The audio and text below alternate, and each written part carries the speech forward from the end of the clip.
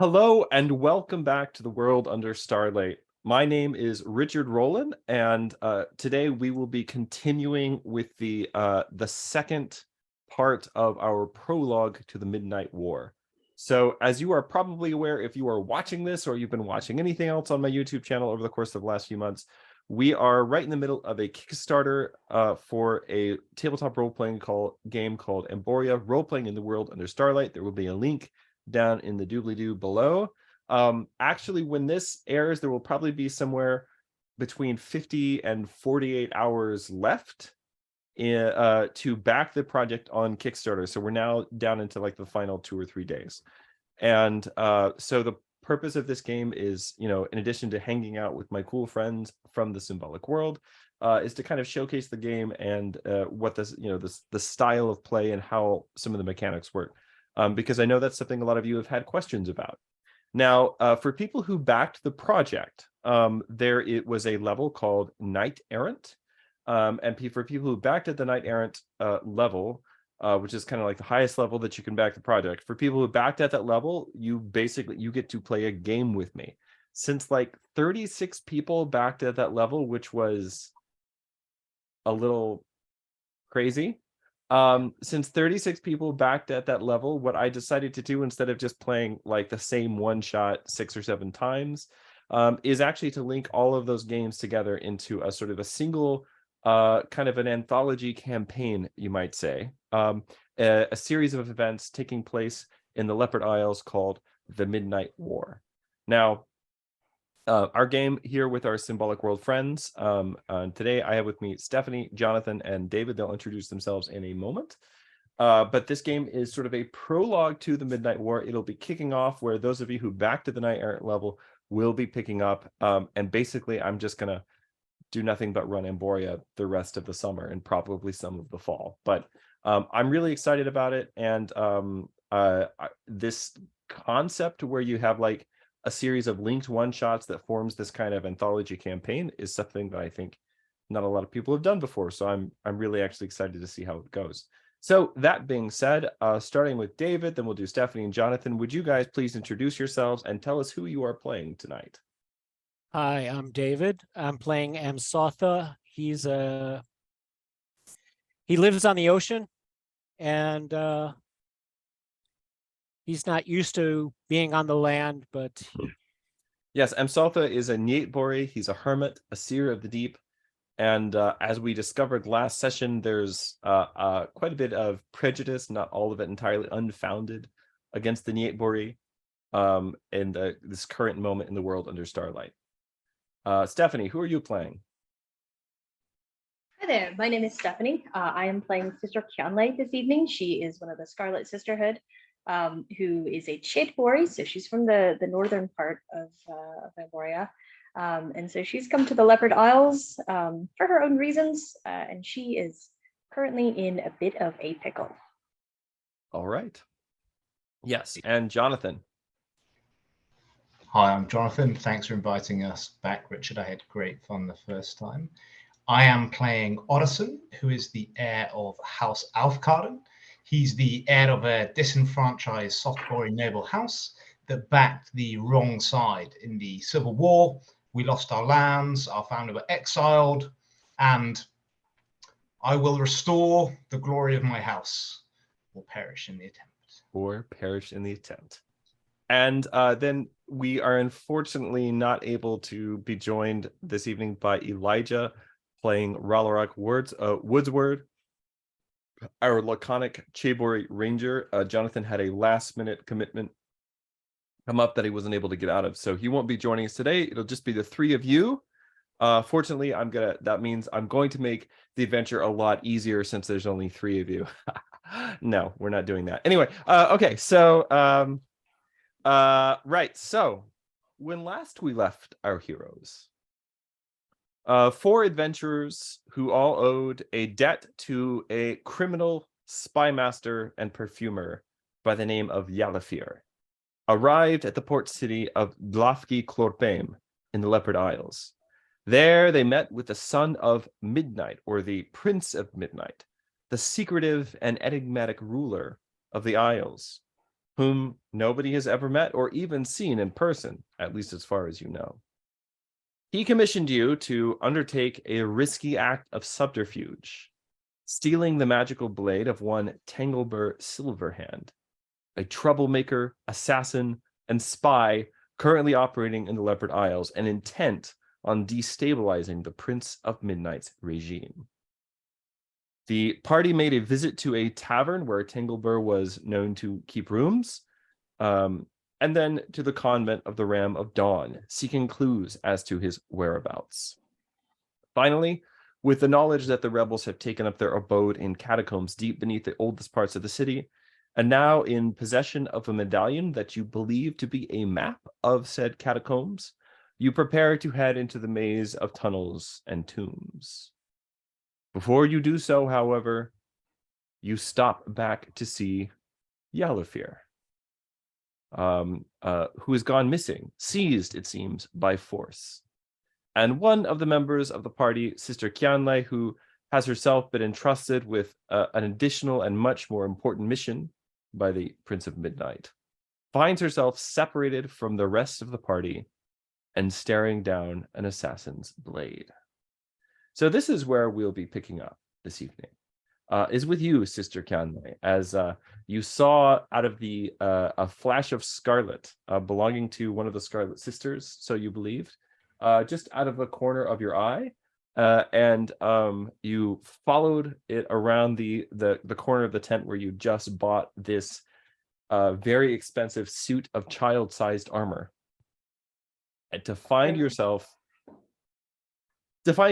suddenly staring down a gleaming blade pressed against your throat as a woman's hand grips you and pulls you back into the alley.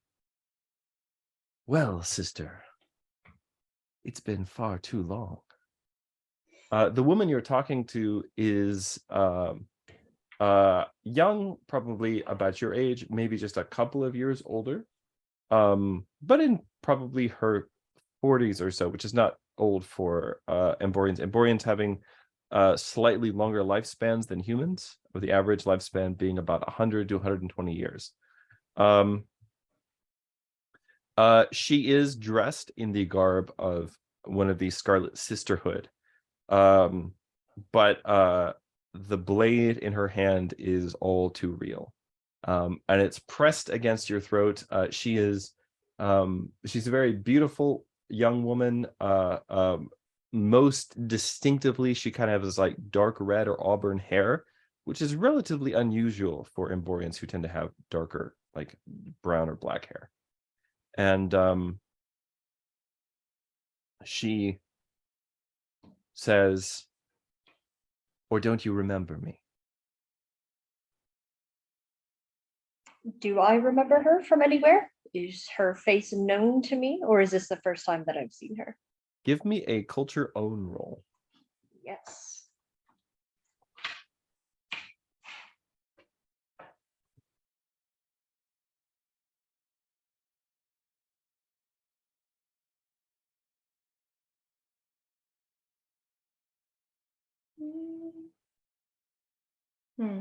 The rolling is not working.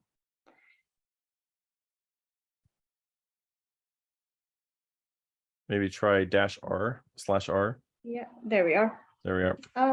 Fail. You don't remember her. Okay. But she's not going to know that.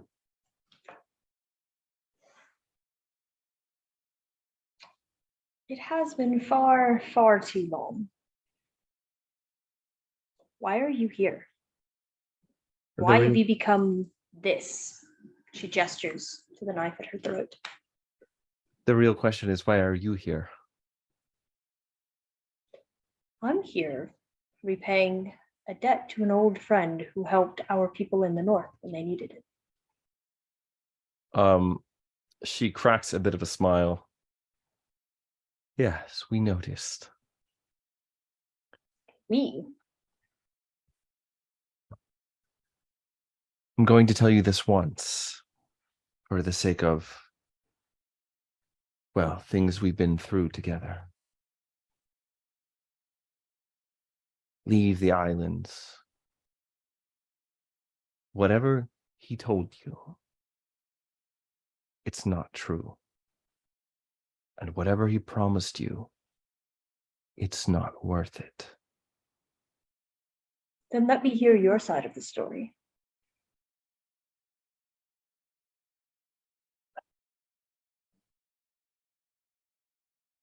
The Scarlet Sisterhood stole my child from me once already. You won't take him a second time. If you come after me, if you come after my son, I won't be responsible for what happens next. She lets go of you and kind of backs away into the alley. Consider yourself warned, sister. And she kind of disappears into the shadows.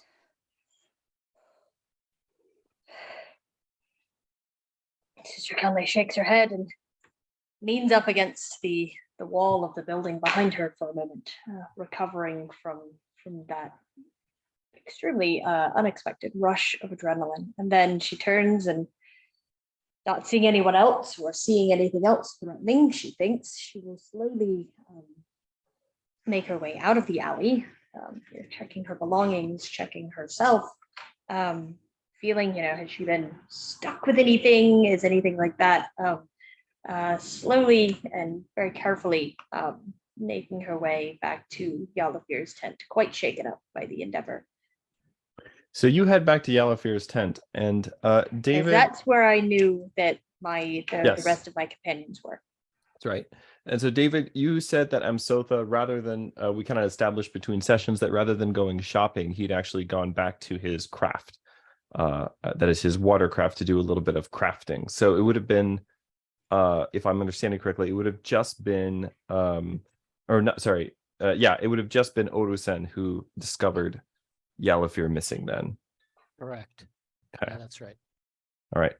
So at this point, Amsotha, unless there's anything else you want to do, you and a rather shaken Sister Kjanlei make your way back to Yalafir's tent, where you see, and this is when you see Orusen kind of stepping out, looking in both directions, trying to figure out what's happened here. I knew you'd betray us, you Scarlet Witch. Oh, We're betrayed. Yalafir is taken. The cipher's gone. What? Yalafir is taken. The cipher is gone. Our plans. I was almost taken too. Scarlet Witch. I just had a knife put to my throat. Did the starlight blind me to this treachery? Or did the murky depths cloud my vision? I can't believe I trusted you.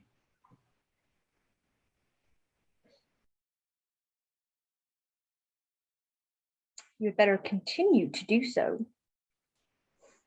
or else you will not be able to get to the center of the catacombs alone with this Cheibori for your only company. You two would kill each other before you got to the center. Explain yourself. This is not once, not twice that you've disappeared. And every time you do, something bad seems to happen every single time. Where are you disappearing off to? Well, Share your clearly secrets with us. I went to the market to buy armor. Where is the armor? She pulls it out of her bag. She opens her bag to show you. It is a very, very fine mesh. It does not, I believe, Richard, look of local make, and it is notably small. looks like child-sized armor. Great. So we're here and we've got a crisis on and you're shopping for your probably illegitimate bastard child.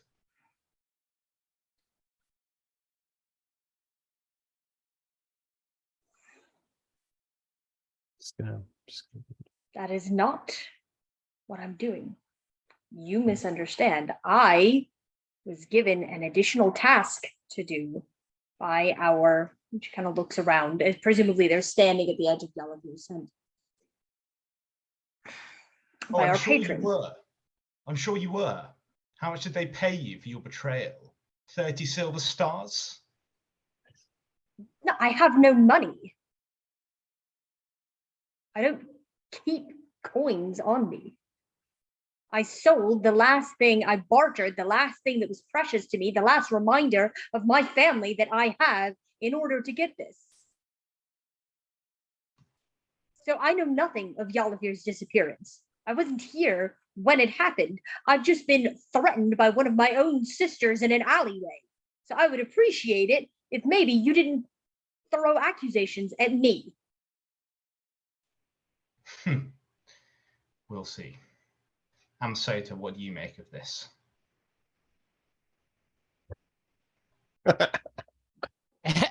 And Msotha appears. Is this still evening, Richard? Or is it the next day? It's still evening because you guys had decided you were going to like find a place to spend the night, but you were checking in with Yalafir beforehand before you headed into the catacombs. Okay. So it's still evening. So I was with It's- them. Yeah, at this point the sun has gone down. The bazaar is still very well lit, but also like things are really kicking up. The decibel level has about doubled just in the last hour. I think we have a long day tomorrow. I think we should go to sleep. Go to sleep. Go to sleep. Yalafir is taken. We must find him. We must get the cipher back. I Yalafir- agree.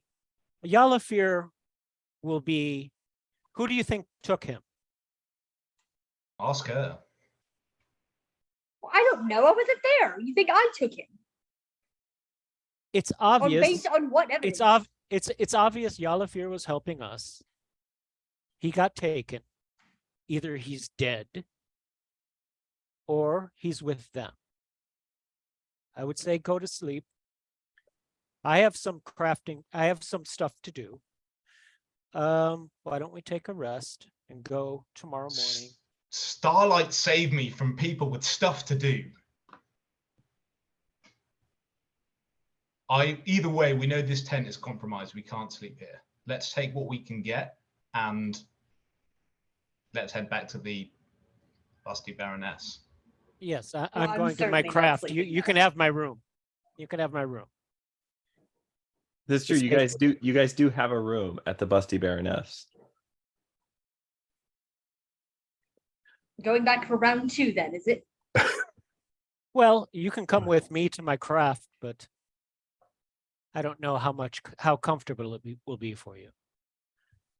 No, I will return to the convent and I will beg for the use of their guest house for the evening with some civilized people. It's not a brothel. Surprisingly, it isn't. Try not to look so dreadfully disappointed. Well, at least we could have had some fun here. Nothing else seems to be fun. Right, should we go our separate ways then? Maybe I'll see you in the morning. We'll meet back here. Don't meet here. We'll meet at the convent. Okay. The convent is closer to the entrance of the catacombs if that's where you guys are planning on going. Yeah. They're basically in the same side of town. Yep. So very well. All right. I'll be in the guest house. Can So I you got- do a quick search of anything that would be an indication of where Yalafir's gone, or anything he's left in his rooms that might be useful to our cause? Sure. Give me a perception test.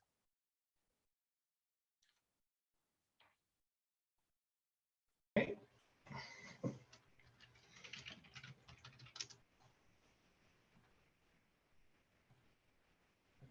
Success. Okay. There are several locked chests in Yalafir's tent. You have no idea where the keys are, but you're guessing that they hold valuable things. Outside of the locked chests, there are about 1,000 silver stars worth of perfumes and like spices, incense, those kinds of things. As you're kind of like sort of tossing through the place, I mean, you find it's already pretty trashed. You find the remnants of like the struggle, the fight with whoever was that took Yalafir away. You find now like the slit in the back of the tent where obviously he was taken out. As you're kind of rummaging around in all of this, you find actually a false back in like the cabinet, like the main cabinet where most of the perfumes are kept. And behind the false back, you find that kind of strangely carved bronze brazier and two small vials of incense and a vial of liquid. And you vaguely remember that this is the stuff that he had mixed to bring on the sleep that allowed you to contact the Midnight Prince. Interesting.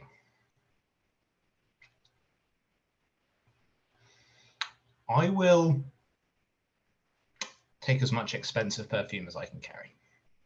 All right. How obvious are you trying to look doing this? I don't care. Fair enough. You are able to carry away about 140 silver stars worth of expensive perfume on your person. Sounds good. What are you doing? You walk in on him as he's just like filling his like sash with just like bottles of perfume. I'm giving it to the busty Baroness, of course. No, of course not. I'm taking it so we can sell it at the market and get something useful. We're going to need something more useful than a child's play armor set if we want to defeat whatever's in those catacombs. And you're stealing from Yalafir to do it. I think he's got bigger problems right now than if a bunch of smelling salts have gone missing. And if you're sensible, I suggest you get as much as you can too.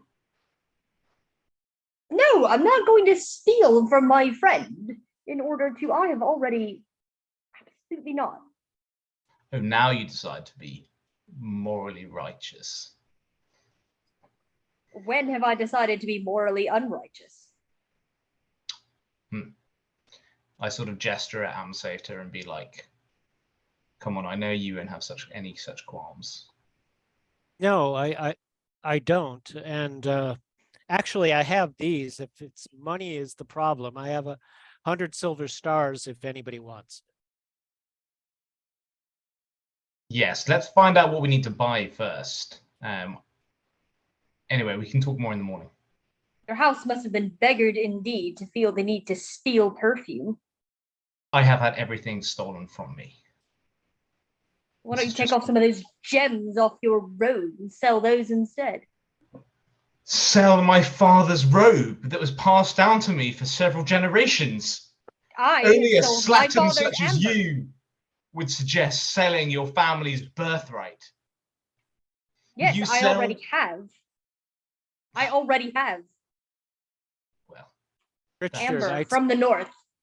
Yes, David. I take the vials that made the dream happen. This is all I take. Okay. Do you take the brazier as well? Sure. Okay. All right. Do you know how to work that? She gestures to the ingredients. You mix them together. Well, in what ratios? Does the order matter? Are you going to get us trapped in some sort of eternal nightmare? I mean, worse than being in the room with this fellow? You don't have to come. I thought you were called a deep one. Maybe we should call you a high one instead. I'm from the north. I'm gesturing the to deep one. to Me. Let me see. the high one. I just look at him and shake my head. All right, I'm leaving. I will not be party to any sort of theft, especially not theft from a friend who has been so generous with all of us. We'll pay him back. And Sister Kjanlei leaves and All is right. headed for the convent. So Sister Kjanlei, Disgusted. you head for the convent where, despite political tensions being what they are, you were able to get hospitality for the night. Yes, very good. I'll sort of beg, I'll take, I understand if they give me a 4-room, drafty or what have you. Just need a place to sleep. Okay. And then Sotha, you head back to your boat. So did you already do the crafting, or are you doing the crafting now? I'm doing the crafting as we're going to sleep. I'm going to do the crafting. I before misunderstood sleep. that earlier. I'm sorry. Oh, okay. Yeah. Yep. And then Orusen, you head back to your rooms at the Busty Baroness. That is correct. Okay.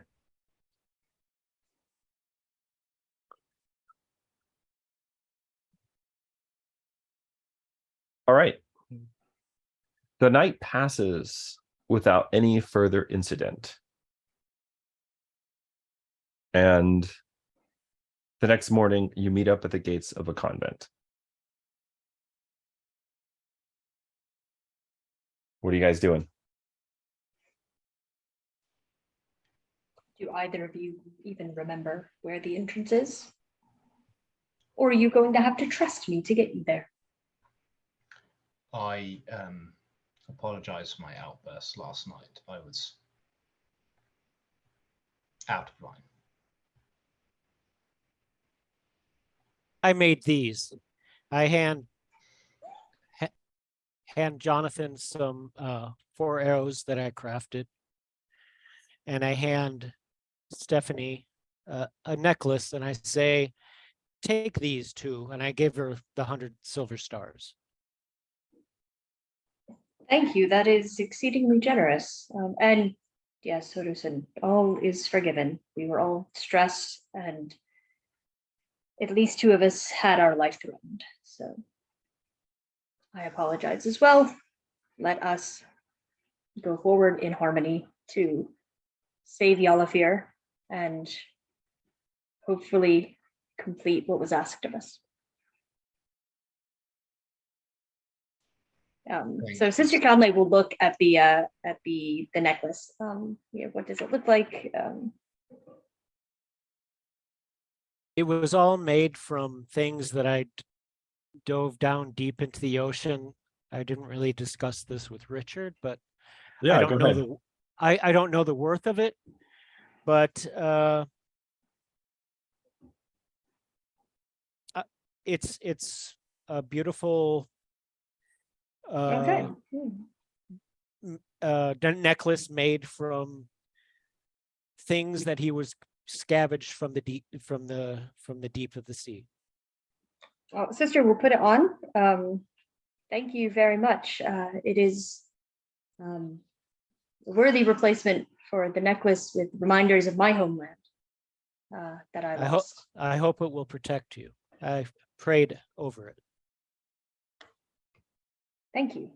I know. As I did with the arrows as well. Do you shoot, Orusen?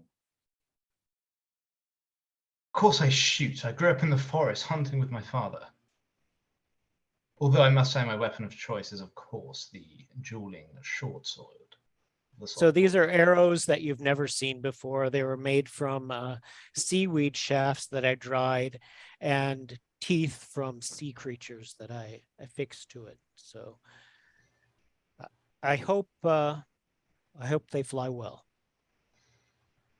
You have great crafting skills, and I hope these arrows fly with grace like the purest stream.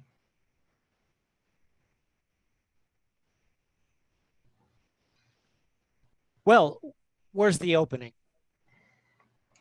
It's not far from here. It's on the south side of town, near the outskirts. There's a group of standing stones, if I remember correctly, what the young acolyte told me. It's in a cave surrounded by standing stones, I believe. I think we still have a couple of things to do first. Sister, would you gather us in a ritual of healing and for the success of our mission. And secondly, I think we need to decide whether we want to pursue this mission to the catacombs or whether we want to try and rescue Yalafir, or if we want to do it at all. I would assume Yalafir is trapped in the catacombs. That would be my guess, that whoever we've been acting against has realized Yalafir's value to us as a contact, and has removed him from us. So I would assume that he is where everything else is. Everything seems to be leading to the halls of the dead.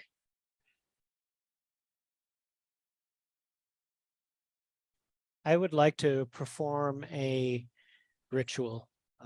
Okay. I would like to bless Jonathan's character. I forgot his name. I'm sorry. Oru-san. Oro-san, that's right. I'd like to bless Oro-san that and his with boon or bane, which the target will skill test will I can't read it. Can you look up boon or bane, or I can? Yeah, I've got it. And Okay. I hope you're using the new version, because the version, yeah, I think you got the new version. That's the only version you have. Yeah. Yeah. So boon or bane, the seer touches, points at, or addresses a target with a word of blessing or cursing. That target is touched by luck in a particular way. If you choose to bless them with a boon, they make their next skill test as though they have a positive trait. So basically, you get to roll the ones die twice and take the more favorable result. If you choose to curse them with a bane, they make their next skill test as though they have a negative trait. So in this case, you need to go and give me a boon or bane roll. So roll against your skill level for that ritual.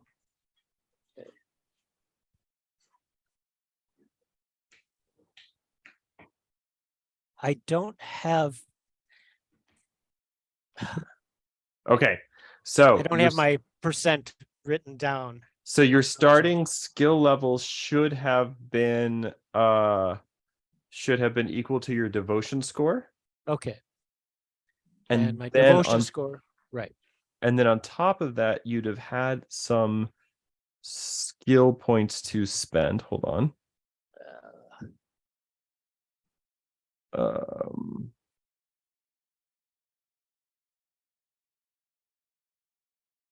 And then on top of that, you have a number of points equal to your devotion times 5 that you can spread between your rights.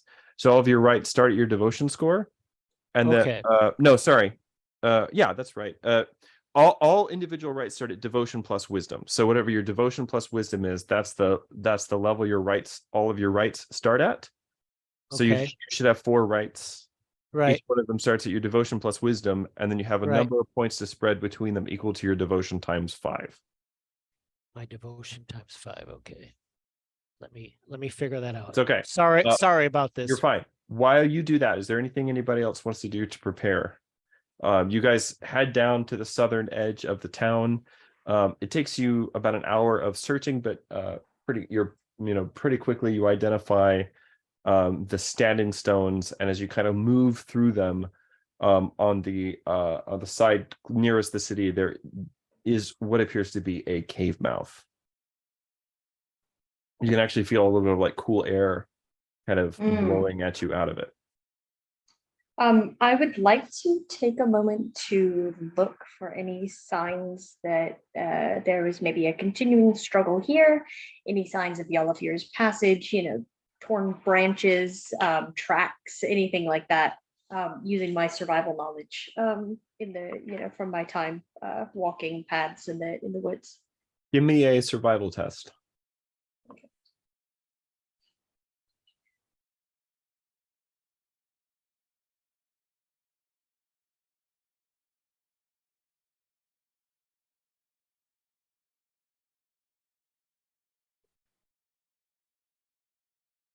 Really?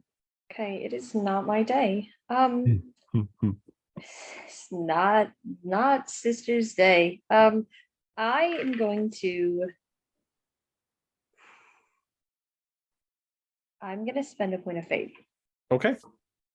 Is that for a reroll, or does that just turn a failure? You into a re-roll, success? and you Okay. you always It's the virtue that just automatically turns it into a success, right? Okay. you re-roll, and you have to take the new roll, whatever it ends up being. Okay.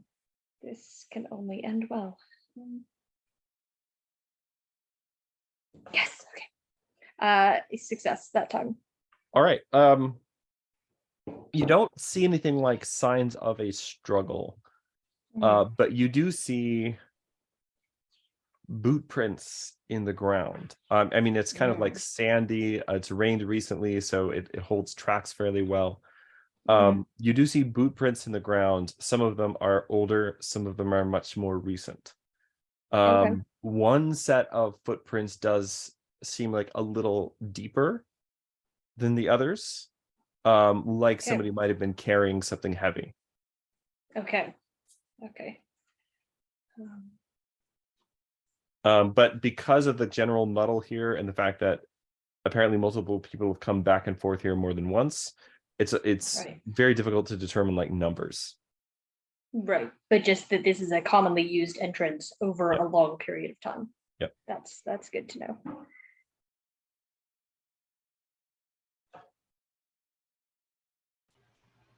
Now, I trust my blade against any earthly foe, but against these phantasmic creatures, I know nothing. Have any of you heard or seen such a foe before?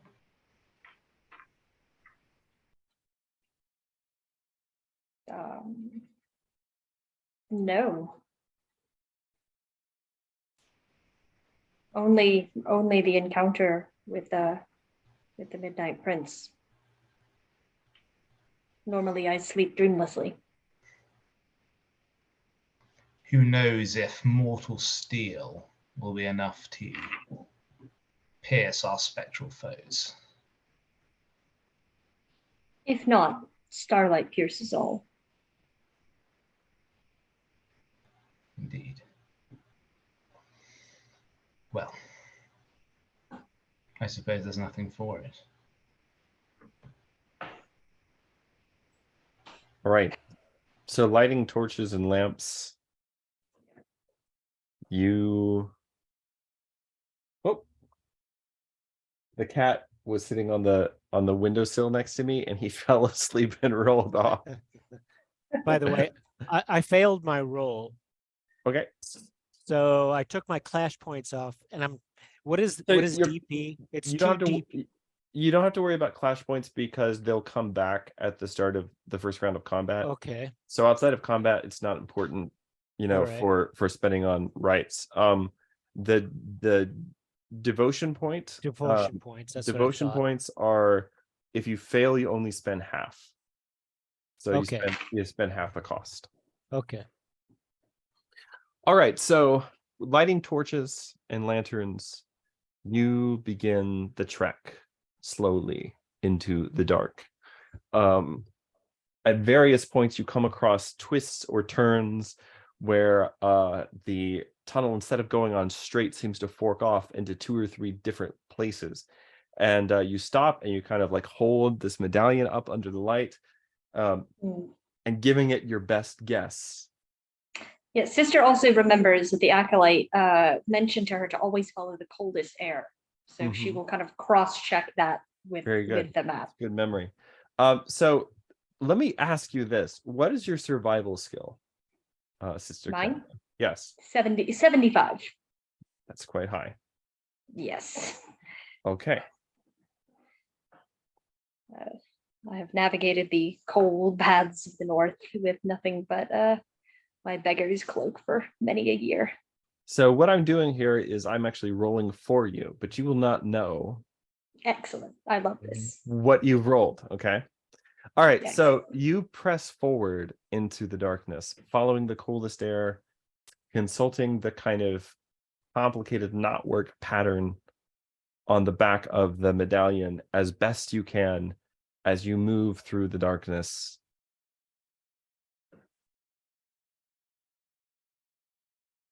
And gradually, you begin to hear a murmuring sound. At first, it sounds like the kind of gentle slap of waves against the seashore. But as you get closer and closer, you decide, no, it's got to be gulls and seabirds crying. But as you get closer still, you realize that no, you were mistaken the whole time. That actually, it's the call of carnival barkers. It's the call of merchants hawking their wares. It's the murmur of a great sea of people. And as the cavern opens up and your torch flickers under a sudden gust of air, you find yourself standing on the edge of the great bazaar.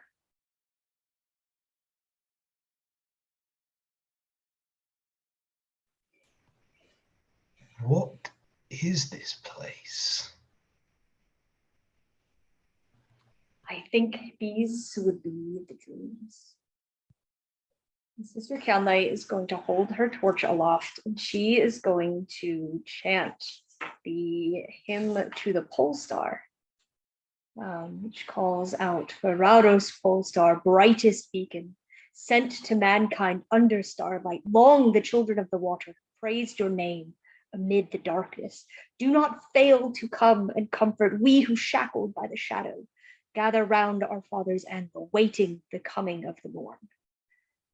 And she is going to, because Sister Kjanlei believes that these are the dreams sent to lure us away from our true path, from our true goal, and is hoping that this hymn is going to dispel whatever phantasm is here. Give me a roll for your right, basically. Perfect. Yeah. As she's doing that, I'm saying a prayer over her storm of fate, Ooh. which she will gain a fate point. So you'll need to roll for Storm of Fate. So Right. it's going to cost you 4 devotion points. Right. Each target gains a temporary fate point, which expires at the end of the session. The lore master, I gain a number of d6s equal to the amount of devotion points spent. At any point during the session, I can roll any or all dice gained this way and subtract it from the result of any skill test. So you're going to do it on her, so I get 4d6. All right. And I pass my hymn to the pole star check. Okay. Yeah, 28 is a solid roll. Yep. It's a great. And roll. then go and give me your Storm of Fate roll, David. You got a 10, so I 10. assume that goes Yes. off. Okay. Brilliant. Very good. Okay. I know that's not this sort of mechanical effect No, for him no, to no, pole star, but it seems on point. So yeah, I mean, that's the beautiful thing about the rituals is like the mechanical effects are like, well, here's the specific thing this might do in combat or something like that. But the intent is always that the lore master and the players are going to be also guided by like what the ritual actually represents in the world. So, right. And yeah. walking in the dark towards something seems very following the pole star. You as you finish this hymn and you kind of close your eyes and you pray for a moment, you look up and you see almost like a crack or a fissure, which perhaps finds its way by many forgotten twists and turns back to the surface, back to the world under starlight. A gleam of something silvery passing through it. And as the silver light falls upon you, illuminating your path, you now see as much of the bazaar becomes sort of faint, almost smoky. You see your path kind of illumined, weaving between the tents and shops and vendors and things like this. This illumined path leading actually to the very heart of the bazaar. Wonderful. Well, I will begin to follow that. I will point it out to my companions. I do not know if they can see it, but I will say, look, the stars bless us even here deep under the earth. And I will begin to wend my way, following the trail of silver thread. The stars still chart our course. Orison, follow her. All right, so the three of you move forward with Sister Kjanlei leading the way through the darkness. It's weird because the bazaar had looked to you for a moment just like the bazaar that you'd been in, the previous day, but now everything is kind of smoky and strange, and if you kind of reach out a hand, it just sort of like passes through, like almost like this kind of cold filmy substance. But you kind of following this sort of, as you said, the silver thread right into the heart of this dreamscape. You find yourself standing before Yalafir's tent.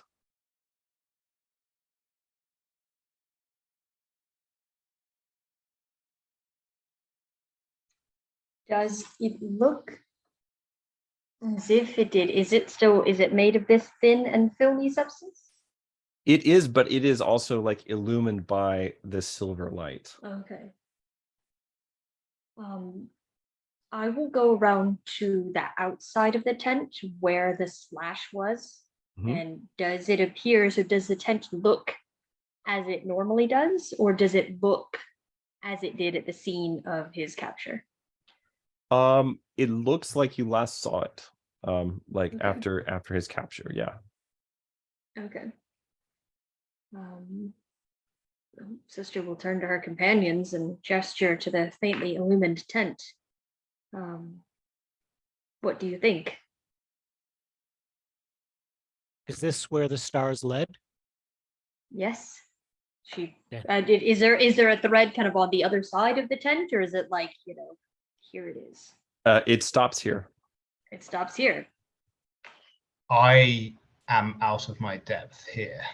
I leave silvery threads and ghosts to those who know of such things. But I will follow your lead. Yeah, if the stars led us here, then We trust to We the go in. stars. And so yeah, she'll push back the flap on the tent, hoping that her hand can actually interact with the substance. And if not, she'll simply walk through the tent. No, you push back the flap of the tent and you walk in, and turning towards you, and it's a little. He's not like ghostly, but it's almost like he's glitching out. Like parts of his body are moving kind of out of sync with each other. So like his head turns towards you, and then just like a half a second later, the shoulders and the body like kind of slowly follow. You see Yalafir, and he greets you with this broad smile, where again it's just like he smiles, but like his smile gets really big, and then a half a second later you actually see his teeth. Just kind of like everything's just like slightly out of sync. Welcome, my friends, to Yalafir's Tent of Wonders. What can I interest you in today? Would you like some fine perfume, some fine spices, maybe a little something to drink to take the edge off? How can Yalafir help you today? I hand him the brazier and the potions, and I say, "Are we here?" I see. You wish to go deeper. Very well. Have a seat on the couch. It's best not to stand when you do these things. I take a seat on the couch. Sister will kind of glance at Orison, and then kind of she's taking cues from him. Well, I don't just trust any watery phantasm that offers me a dream. You go. The stars led us here. But this isn't Yalafir. Not the Yalafir that we knew. You have met someone else so handsome? Huh, I don't believe it.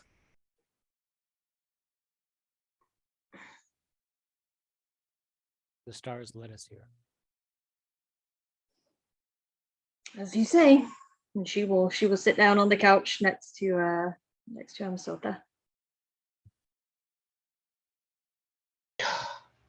I will not be outdone in faith by you two renegades. I sit down on the couch. All right.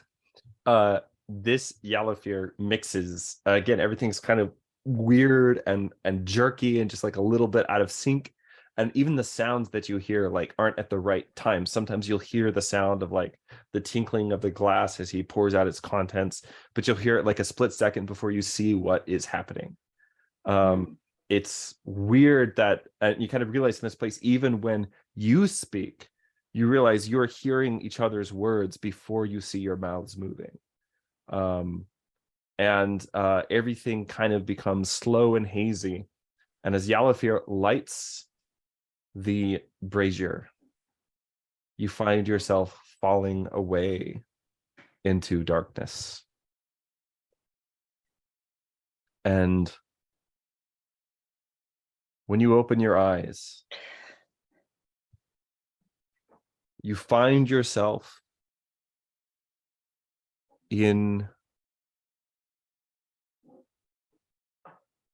what appears to be a crypt. There are carven tombs, some of them little more than a recess in the stone. Others, gorgeous, ornate monuments to people or things so far alien, so far beyond your ability to imagine that when you stare at these strange forms rising up out of the darkness, these statues that seem to guard the doors to these ancient tombs, you feel dizzy and a little nauseous. But as you kind of try to move through them, looking around, you find your torch once again in your hand. And as you try to illuminate your path, you find yourself coming to the edge of what appears to be a large underwater lake.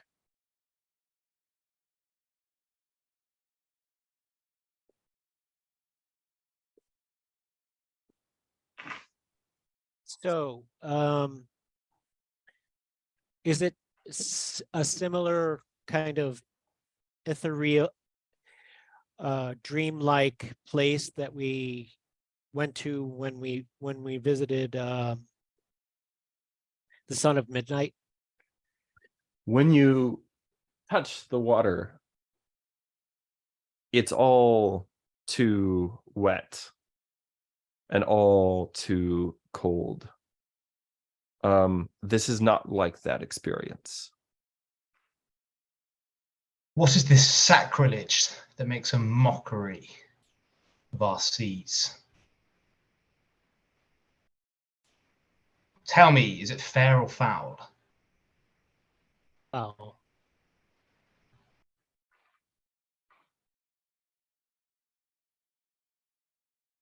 Well, the only way forward seems to be either down or through, and I'm sorry to put this on you, Amsota, but I figure the only one of us, or at least the best equipped of us, to explore the depths. I've gotten us this far.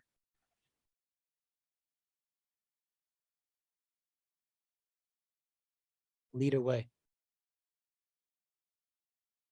Lead? No, you lead. It's underwater. It's cold, and I can't sort of gestures at your, gill things.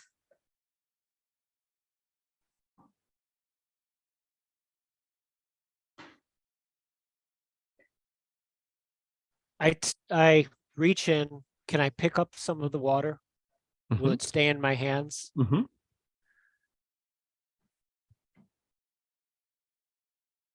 So I take it up and put it into my mouth, Not this again. bring it down into my lungs, Uh-huh. and it flows out of my gills. Anything? It seems clear enough. Like nothing like unusually like polluted or tainted about it. Not exactly, like the crystal clear waters of the sacred hill of Orusen either, but like it's water.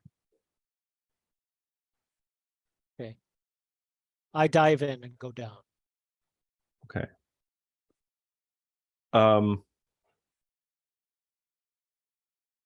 It's very hard to see anything here.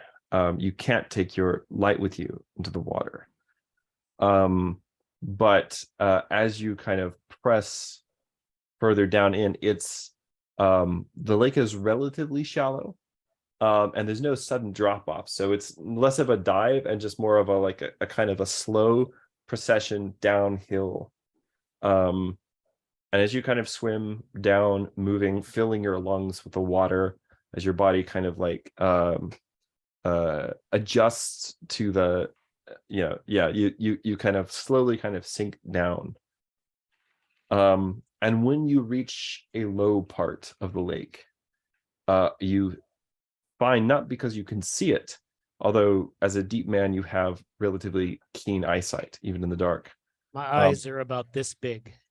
Yeah, but more because you kind of like stumble your foot against it, you find the bulwark of what appears to be like a small boat or coracle, like a wooden frame with hide stretched over it, so that has been sunk to the bottom of this lake. So it's sitting on one side. Yeah, it's kind of like over on one side, and it's just Right. kind of sunk down, sitting. The lake at its deepest point is about 20 feet deep. It's relatively shallow. All right. So this is what I do. So I go in to pull up the tarp and go explore. Okay, it's not. I mean, the whole thing's about 8 feet long. Oh, okay. It's not a ship. It's just like a I a see. canoe kind of a thing. I see. Kind of Anything in sunk it? and turned on its side. Yes, there are what appear to be the whitened bones of 3 skeletons, kind of sort of like lying as you turn the canoe over, just lying on the bed of the lake. Are they my size or the size of a little bit larger than me? Like what? How much is a little bit larger? Like Orison size or short like me? Can I determine? Are they? It's kind of murky down here. It's hard to see details. Okay. And that's it. I just see bones. Yeah, bones, and there are like little bits of things kind of shining down among the silt at the bottom of the lake. So I look at those shiny things. Yeah. Is it? You kind of like kind of clear some of the mud aside and reach down, and your hand grasps something that feels like a bit of cord or something, and you pull it up, and even in the very poor light at the bottom of the lake, you can see clearly this is the necklace that you gave Sister Kjanlei.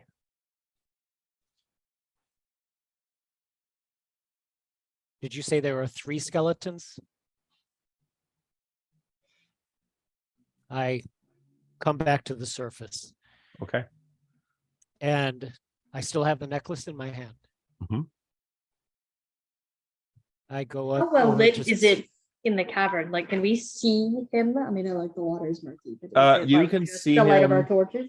Yeah, there's kind of like a dim sort of gray twilight over everything. There's the light of your torches, but basically you can see him when he gets 4 or 5 feet from the surface. You see him coming back Okay. up. And I go over to the sister and I say, I found this. And I also found 3 skeletons about our size. I think it's a warning, or it could be something else, something more ominous. Streams. This was on one of the skeletons. She kind of, oh yes, these are identical. No, Prof. no, but the skeletons were in bits and pieces. It was at the bottom of a shipwreck, a boat wreck. So I say we don't get in any boats anytime soon. How else are we did?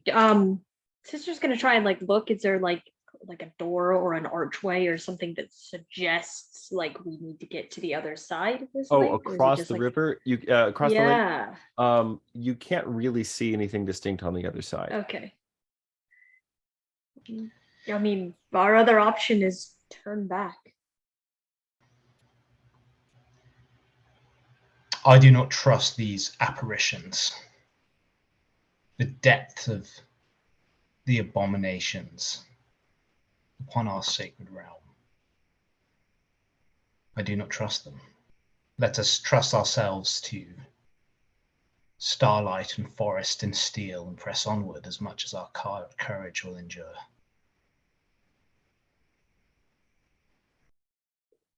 Is there a boat nearby?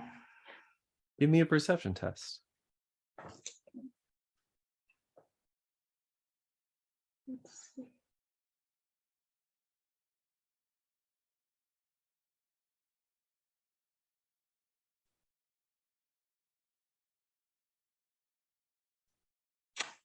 Fail. I see no boat. Not as far as you can tell. Okay. Then let us swim. Let's ditch this armor, gesturing it as chainmail, and be across. And ambitious, but surely you realize what comes at the other end of that river, this lake.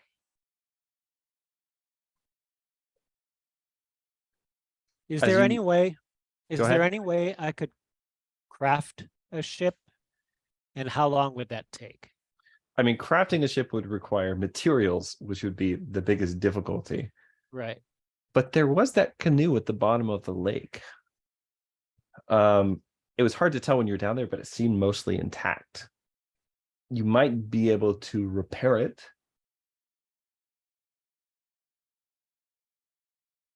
No, I wave that away. Hmm. That thought away. No.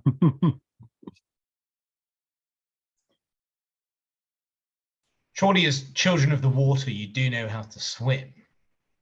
Gesturing at the both of you. I could make it across. I don't know if you two would be able to, but I would help. I know how to swim. I'd have to As- ditch this. As you're having this conversation, there is you hear kind of like a splash in the water, followed by another splash and another splash. And soon it becomes clear that it's actually the rhythmic sound of the plash of an oar or a paddle against the water. And out of the gray twilight, angling towards you, you see a long, high-prowed canoe gliding with a figure at first kind of gray and shadowy, and soon a very familiar face smiling at you from the back of the canoe. Ah, my friends! How did you get here? How did you get here? That's the real question. You brought us here. Well, that's the answer to both questions, I suppose. Now, would you like a ride across the river? I Is see. is Is this boat approximately the same size as the one I saw at the bottom of the lake? It is. I see we have our ferryman to ship us across the river of death. Well, you know what they say about the ferryman. You have to pay him. I assume you have brought the payment.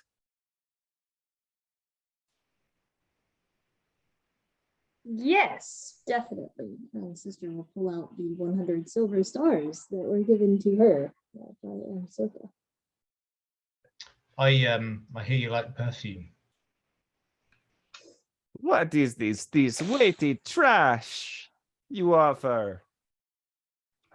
These things they might pass in the realm of the living, but in this place, the toll is something else.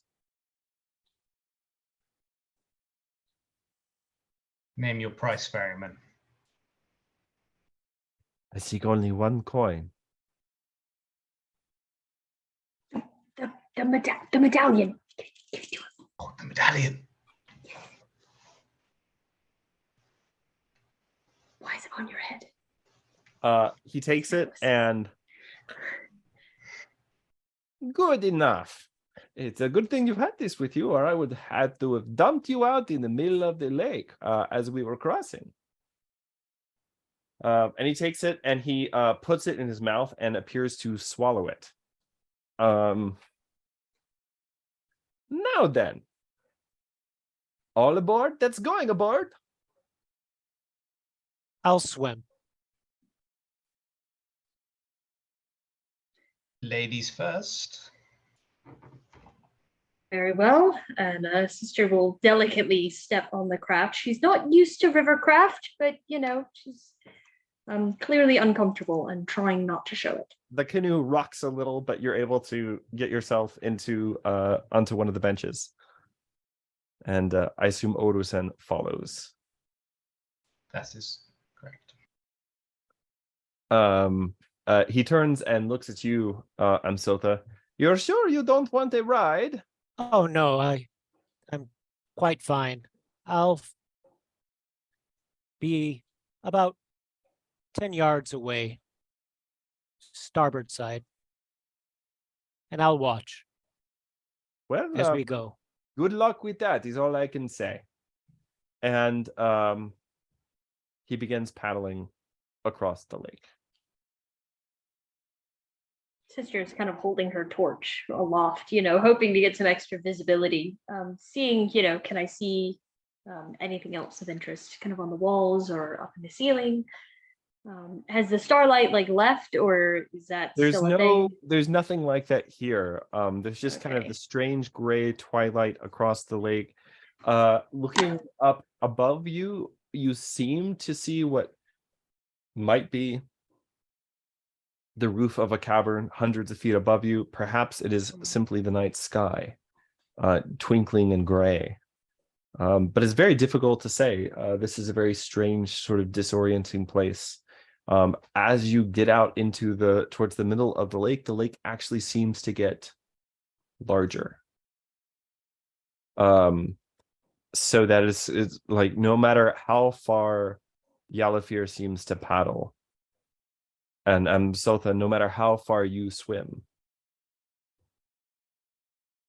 the far shore is growing no nearer.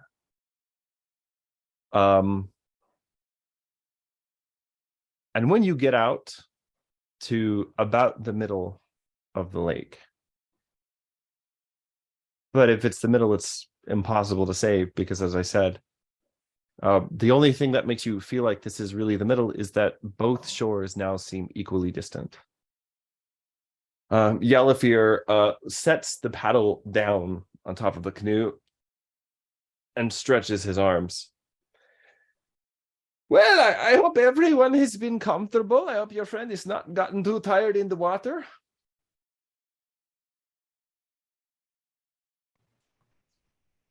You haven't taken us anywhere.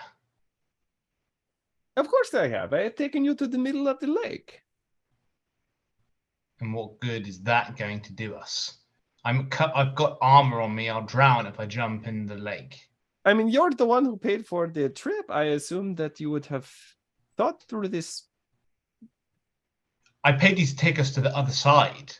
You never said that.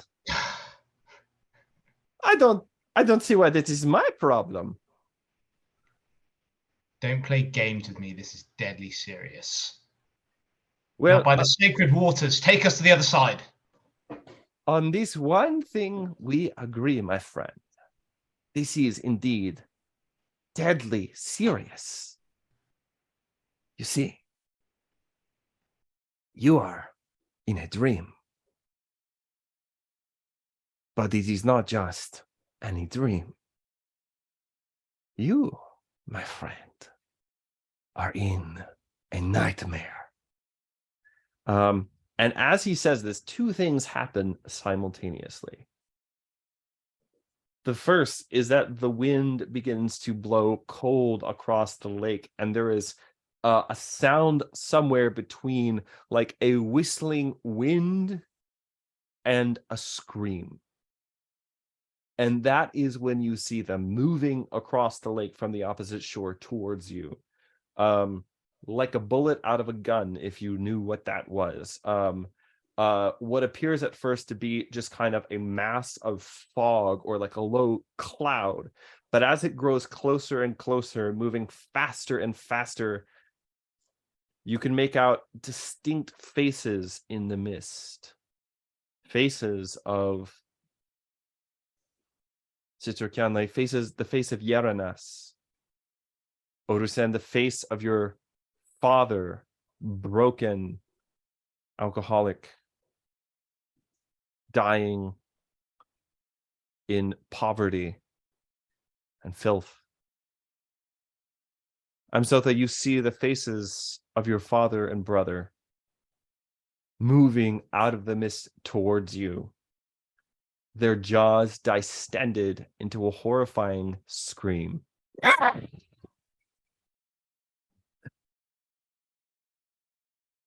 And as they approach, Yalafir plugs his nose,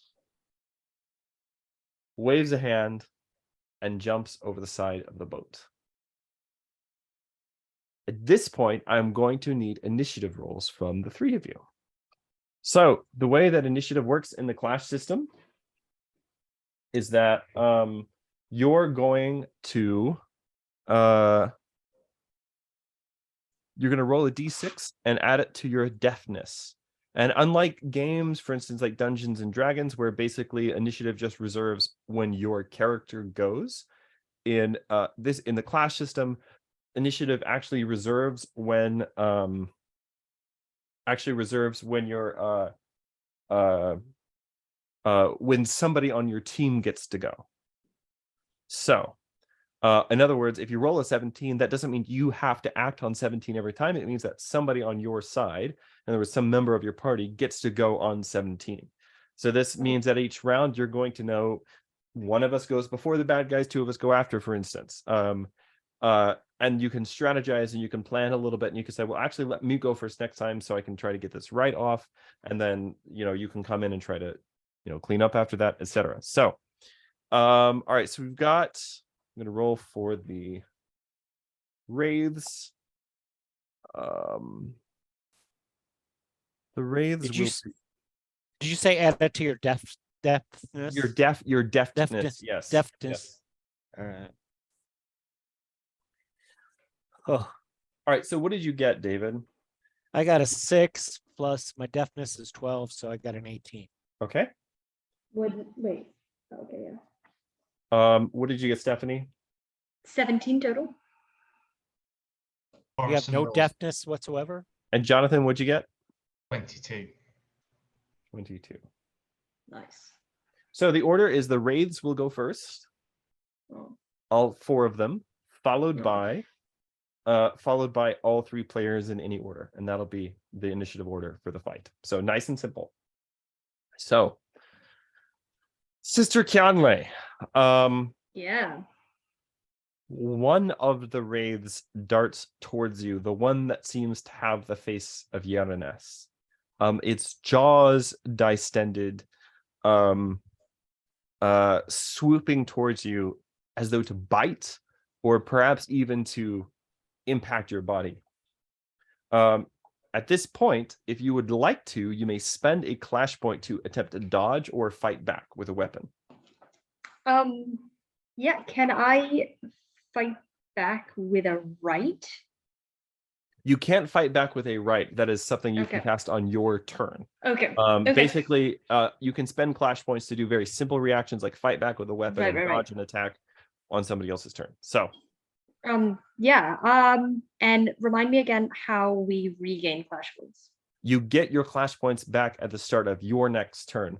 So actually, any Okay. clash point you spend right here, you'll get back almost immediately whenever it's your Okay. turn again.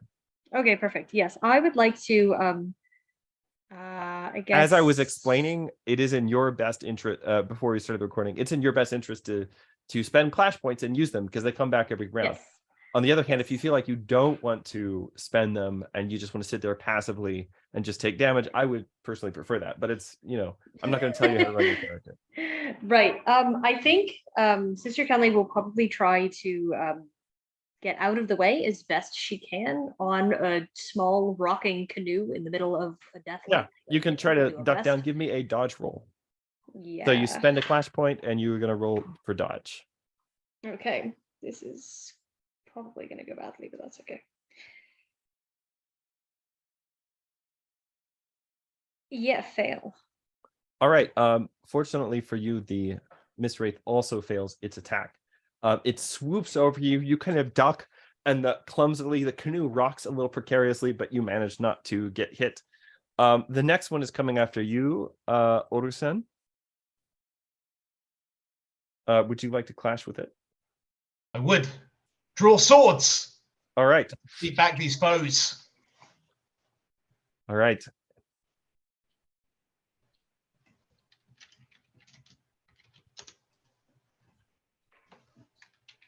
I'm just rolling.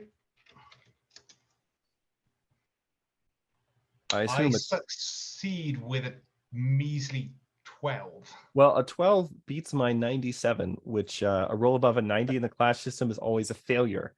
So my dice are not great this evening, apparently. So your 12 beats my 97, which means you deal damage. So give me a go and roll for damage. Okay.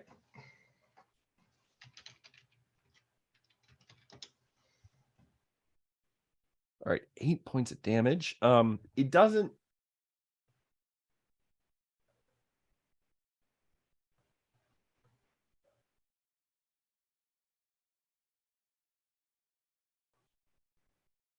All right, so you do 8 points of damage. Now, because the Mist Wraiths are largely insubstantial and your weapon is not magical, it doesn't do maybe quite as much damage as you were hoping it would. However, you do seem to affect it. Actually, as your blade passes through, you see the face of your father in the Mist Wraith temporarily shatters and then kind of recoalesces. You have definitely done some damage to it. All right, the next one is going to be attacking you, Amsotha.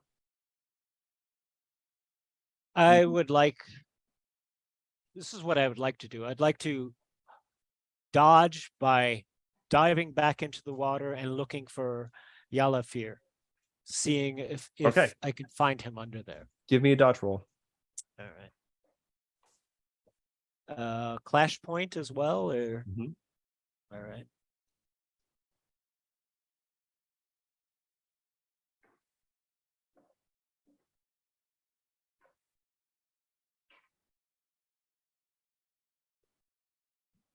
My dodge is 80.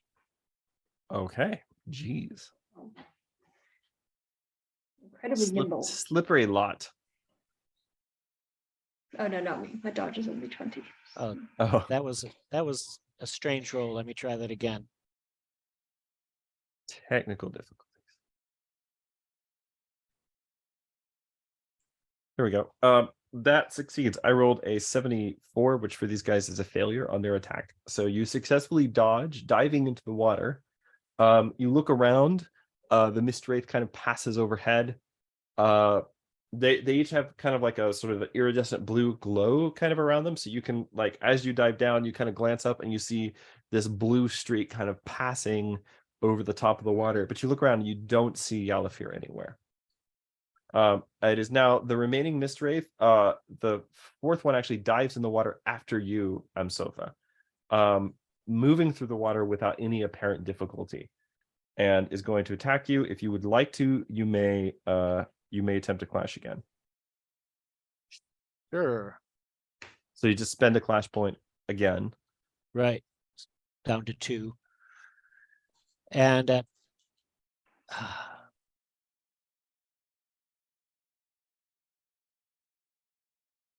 I would like to take my cane, basic halberd, and strike at it. As this thing dives down in the water at you, you kind of reverse direction in the water, turning in place. Can I swing your halberd around, trying to impale it in the head? All right. Yeah, I mean, it only has a head, so yeah. Right. It's just kind of like this mist-like form with the face of one of your loved ones. My melee combat is 60. All right. So you got an 80 on that, which is a failure. I got a 44, which is a critical success. So critical successes do maximum damage.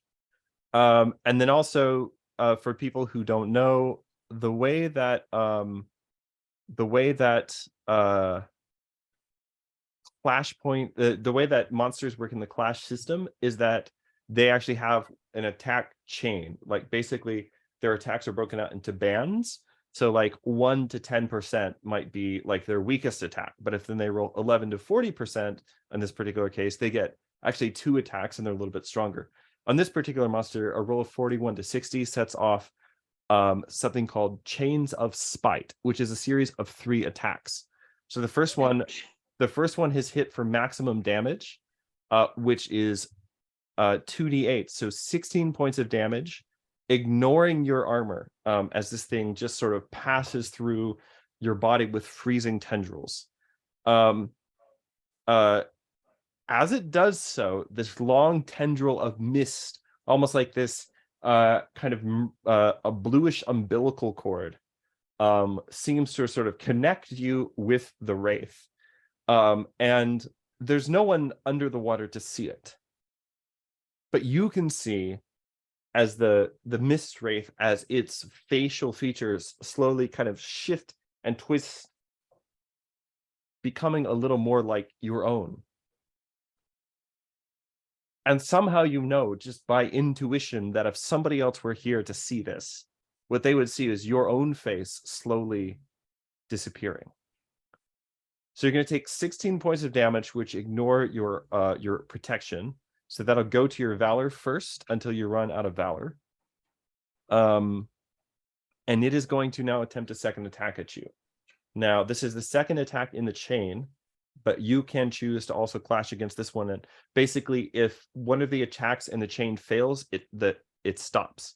So if you can beat this one, then he won't get a third attack against you. You're on mute, David.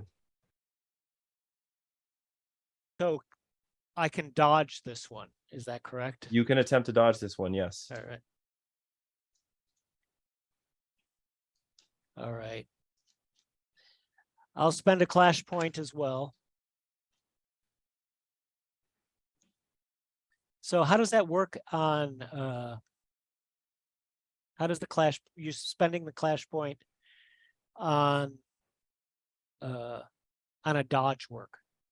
You just spend the clash point and you roll dodge. And you're just trying to get a better roll than his attack. All right. So rolling under your dodge, but higher than what he rolled. Right. Blackjack.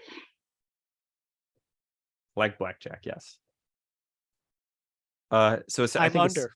Yeah, I was gonna say I think a 76 is a success for you. I rolled an 85 on my attack, which is a failure. For me. So the second attack doesn't go off. You manage to kind of rip yourself away, kind of tearing, clawing at this kind of misty chain that has now encircled you, and you manage to put some space between yourself and the mist wraith. Because he failed the second attack in his chain, he's done. So that is it for the mist wraith's turn. It is now all three of you in any order. Orison, heir of House Alfcarden, will go first. All right, Odo-sen, what you got? Again, charging at the wraith that forms the semblance of his father. He shouts, "By the stars that pierce the night, let our blades pierce these shadows," and lunging at his father's face with Odo-sen's working some stuff out. a power attack. Ooh. And you Ooh. don't have to declare it's a power attack unless until after it hits. So you can wait to spend a clash point. So any clash points is now your all's turn. So any clash points you spent, you get back now. All right. Cool.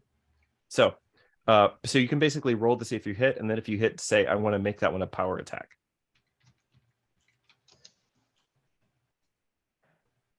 Ooh. Oh. So you have a virtue that you could apply to that, or a fate point you want to spend. Oh, I think I do have a virtue. I believe, one moment. Orison has the virtue of Sankaran Duelist, melee combat with dueling weapons. Ooh.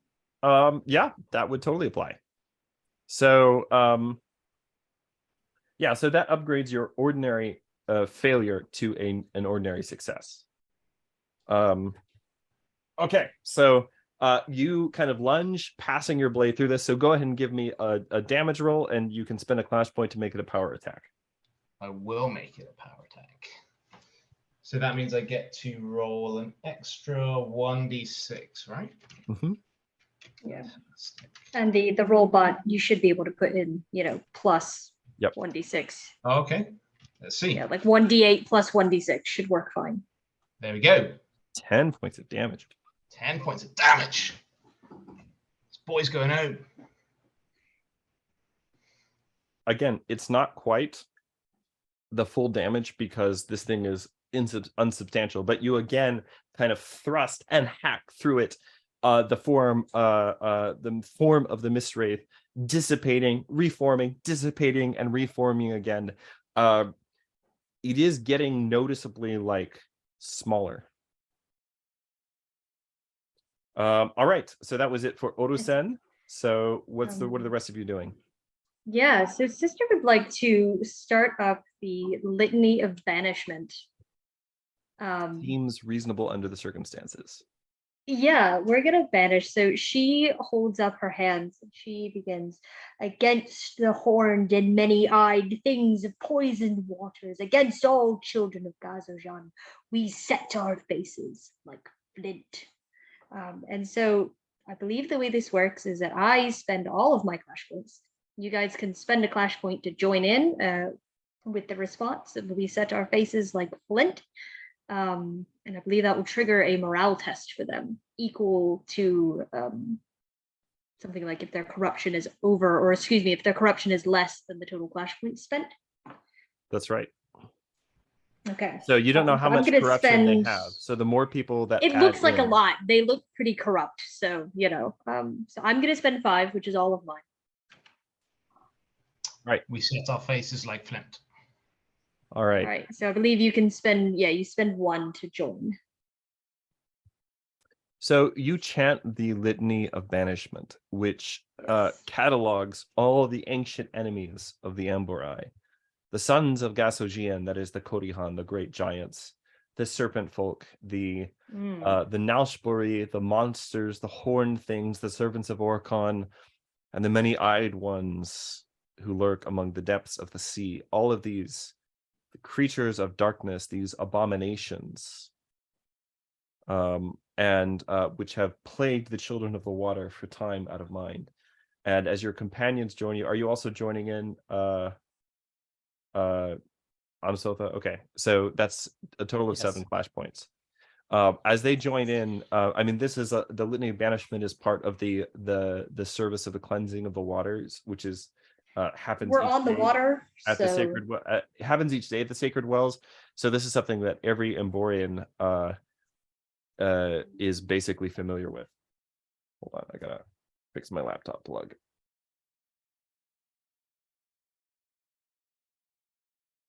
There we go.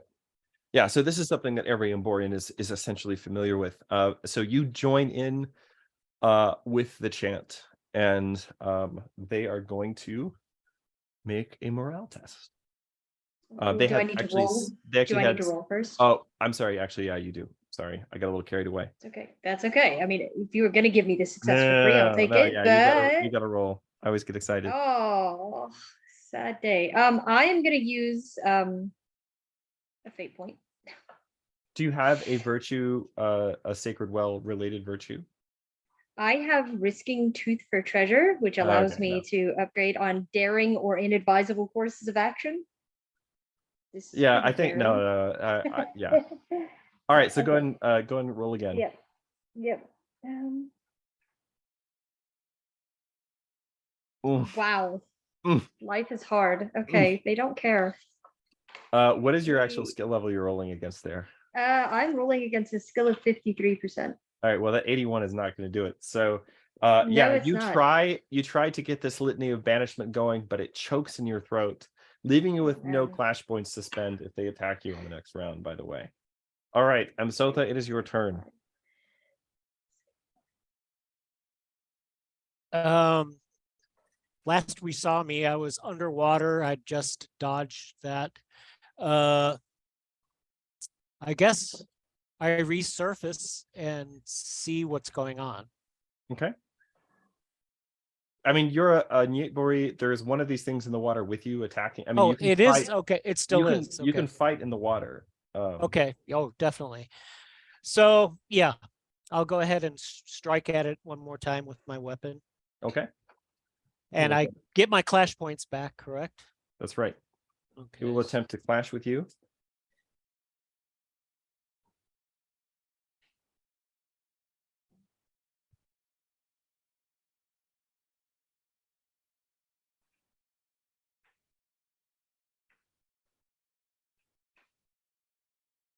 Fail.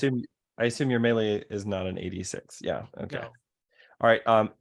It rolls a 46, so it actually hits you. For another 9 points of damage that ignores armor.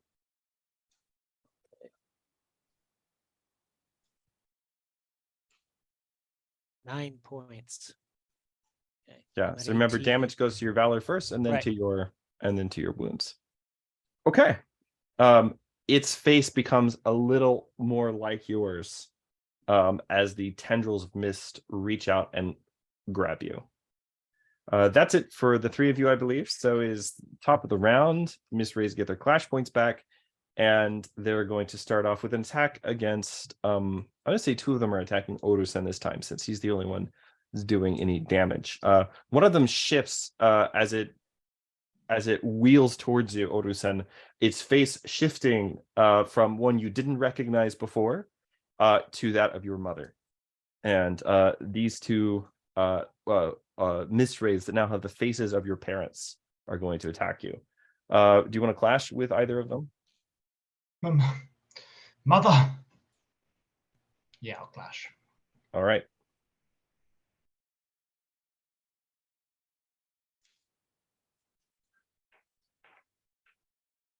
A 43 is pretty good. Unfortunately, I rolled a 55, which is another critical hit. So you're going to also take 16 points of damage, ignoring protection. And once again, you see this one, and you can see this too, Sister Kjanlei, as this tentacle of mist kind of shoots out, hitting Orusen in the chest, and begins sort of like pulsing. You see Orusen's face starts to like almost like smooth over or melt away, as the mist wraith that's feeding on him begins to slowly assume his features. And unfortunately, this one gets 2 more attacks. So you can clash against the next attack if you would like, Orusen. Absolutely. Let's go down swinging. Do it.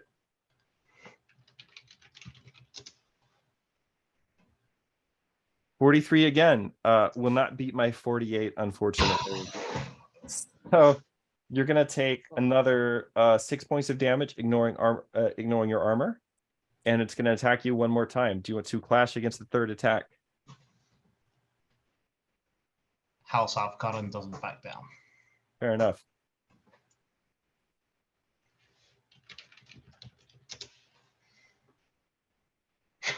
You got a 1. Well, that will beat my 95. So because remember, a roll for those watching along at home, a roll over 90 is always a failure, no matter what your skill is. So go ahead and roll damage for that attack. Back, foul creature! Back to the abyss.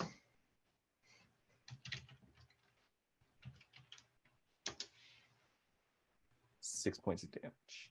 6 points of damage. All right, that one is looking greatly diminished as the other one attacks you.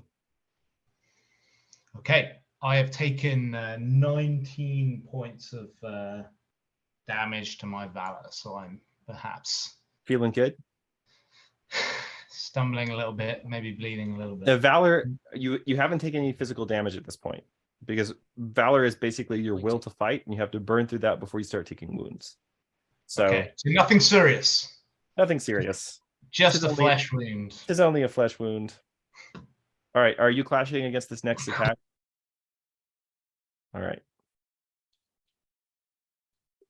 A result of an 11 is a critical hit, Jonathan. Oh. In addition to this, I rolled a 100, which is a critical failure. So I don't think anything happens except that you do maximum damage. But I'm just going to double check that. Where's the... I don't know how many clash points you have, but you should spend them for a power attack. He can't because it's not his turn. Oh, sad day. Okay, so spend it. player got a critical success. And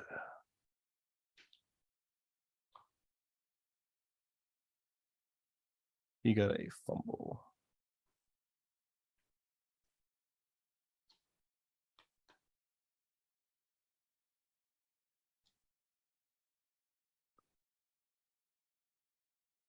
You don't have to look, Richard. I think the foe is dead. Yeah, that's right. Yeah. All right, so maximum damage. So what damage does your weapon do? 8. Can I describe this if I kill him? It's not dead, unfortunately. This is the one that hasn't taken damage yet. So good hit, though. Good hit. All right. That's it for those 2 misrays. The other 2, one is going to attack Sister Kjanlei, who I believe has no clash points. So we're just going to roll this. Ow, it hurts. Hits you with a 29.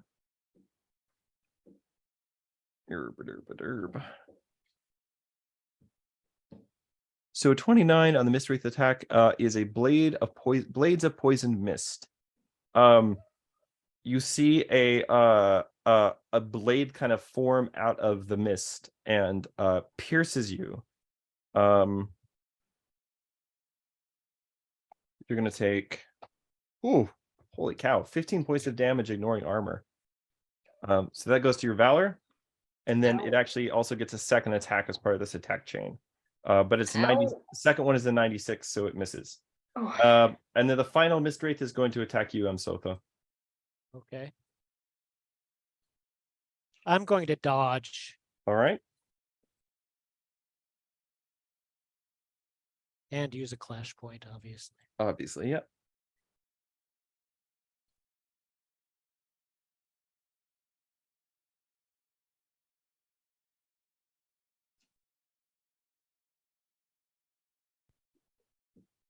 I have 80 in dodge, so Okay. So, I'm swimming towards the boat as I dodge away, if that's possible. So I also rolled a 50. Hmm. So in the case of a tie, what we do is we go to whoever has the highest skill overall. So these guys have an attack of 60, but you have a dodge of 80. So you win the tie. Okay. So you managed to dodge out of the way, swimming towards the boat as you do so. That's it for the mist wraiths. It is now y'all's turn in any order.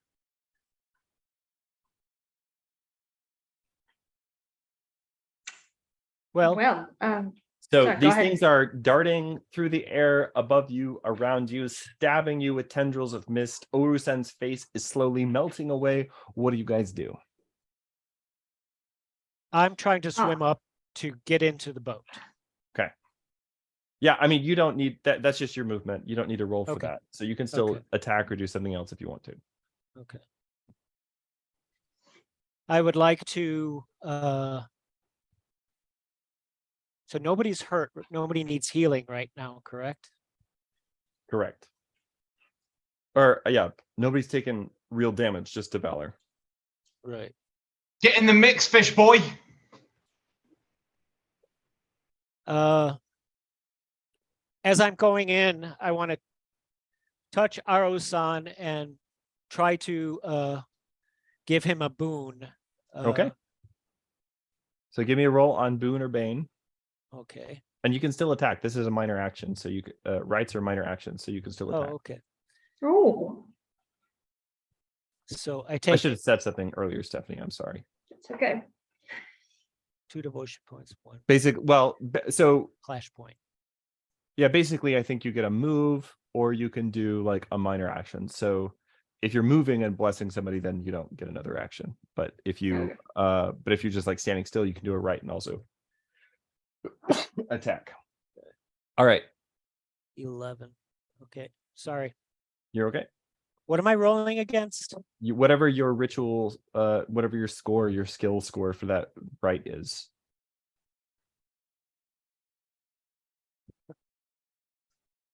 I can't find it. Should be under your rights. Maybe upper right hand corner of your sheet, maybe on the other side, depending on which side of the sheet you're looking at.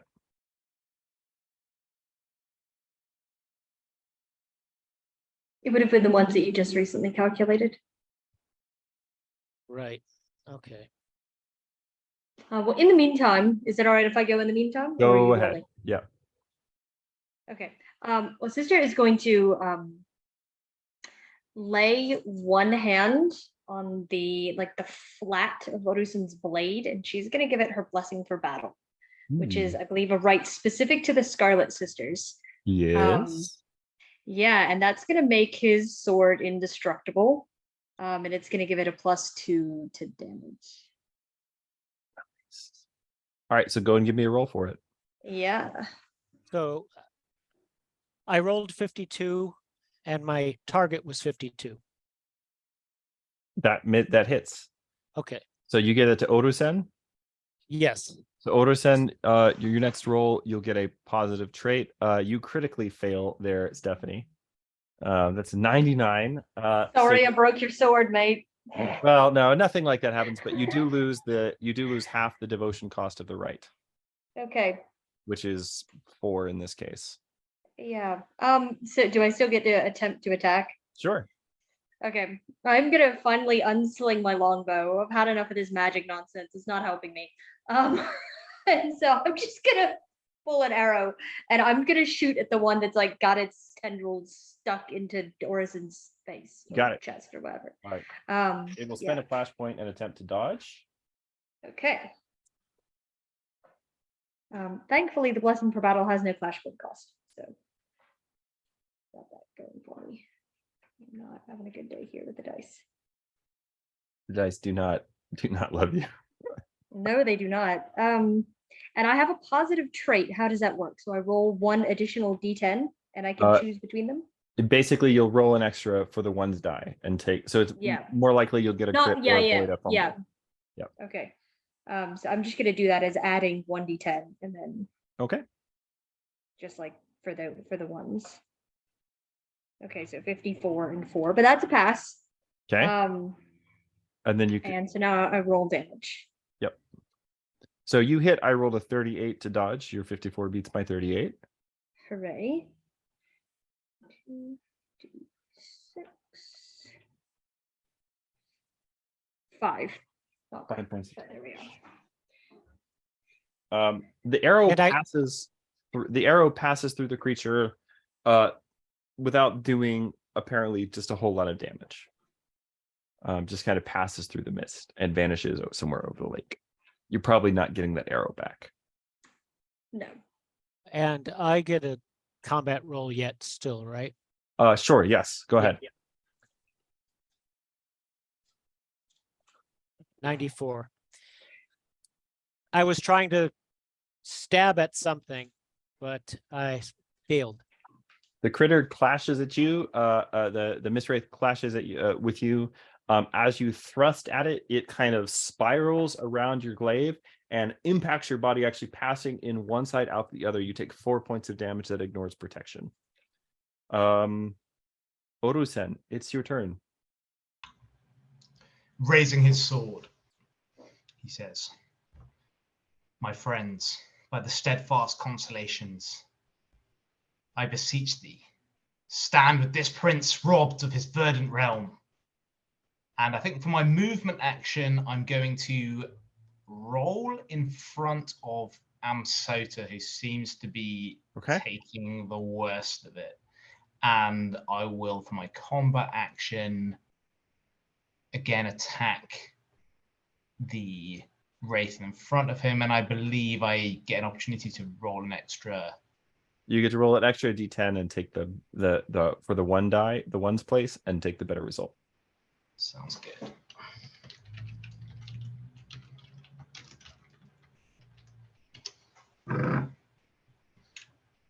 Critical success. Son of a gun. All right. Well, yeah. Okay. So maximum damage. Ordersen's going 1d4. Are you directing this at the one that was already mostly injured, or are you directing this at the one that was the one that's attacking Amsotha? Yeah, so I just rolled in front of Amsota, so I think I'm attacking the one in front of him. All right. So what's maximum damage for you? You can make this a power attack as well if you want to. Okay, I'll make this a power attack. So the max damage is actually 14 then. Okay. So let me roll. I'll roll. You don't have to roll. It's just max. Oh, 14. Isn't it plus 1d6 damage? Yeah, that's Yeah, so it's just plus max. 6. Max damage is 8 plus 6 is 14. Okay. All right. Nice. All right. There are two of them that are looking. One of the ones attacking Orusen and the other one and attacking Amsotha are both looking rather the worse for the wear at this point. But none of them have been as yet vanquished. It is the top of the round. This race get their clash points back, and they are attacking. We'll start out with. It keeps rolling off the windowsill. We'll start out with the ones attacking you, Orusen. Let the heavens bear witness. My sword shall not rest. All right. I assume you would like to clash. Oh, yeah. All right.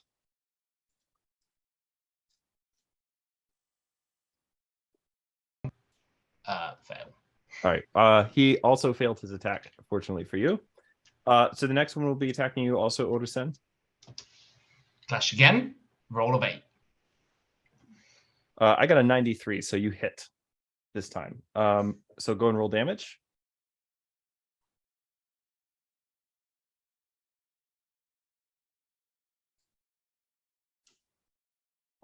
Does no damage.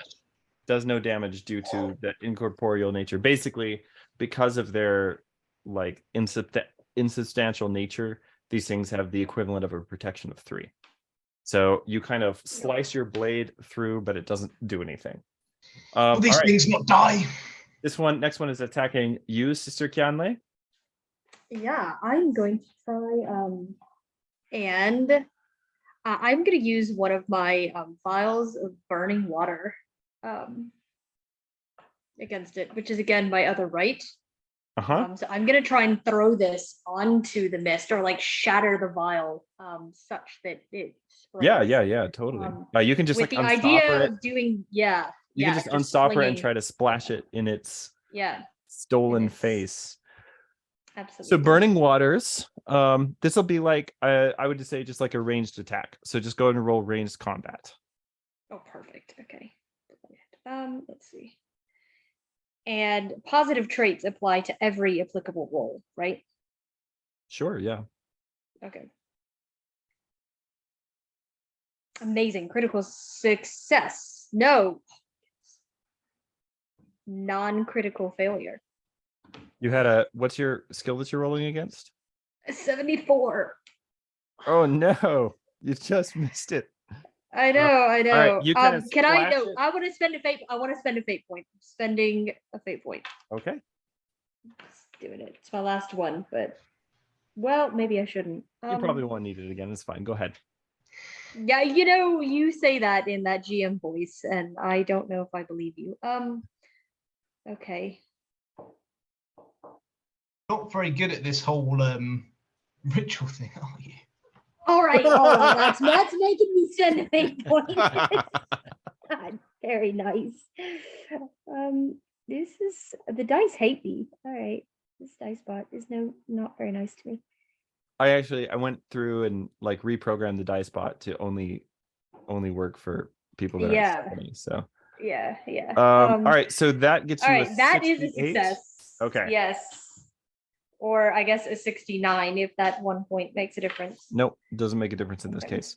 So So that deals damage equal to his corruption that bypasses protection. all right, which and you're splashing this at the one that's attacking you, right? The one that's stuck to Orison. If Well, this no, looks because almost... you're clashing. It's his Oh, turn. I'm clashing. Yeah. Okay. Yes. I'm. All right. That's a nice meaty 6 points of unreducible damage dealt to the second of the mysteries, the one that's currently attacking you. This one, as you splash these burning waters on it, you see it twist. The face that it had sort of assumed, the face of My brother, I Uranus, Yeah. kind of like actually twists and fades for a moment, revealing something beneath it, something skeletal, ancient, huge, hungry, and human. It screams out before recomposing itself.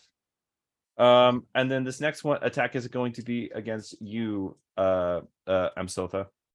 I'm going to dodge and spend a clash point. Okie dokie.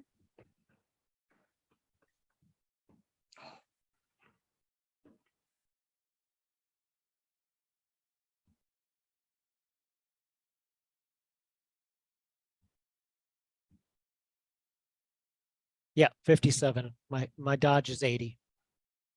I also rolled a 57. I can't believe this has happened twice in a row now. So we tied again, but again, your dodge skill is higher than my combat skills. So once again, you managed to dodge.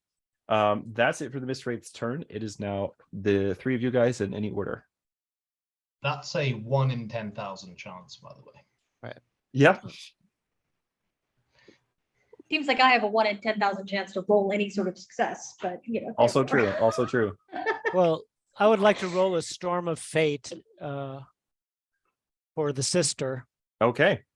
All right, thank you. I need it. Give me a ritual roll.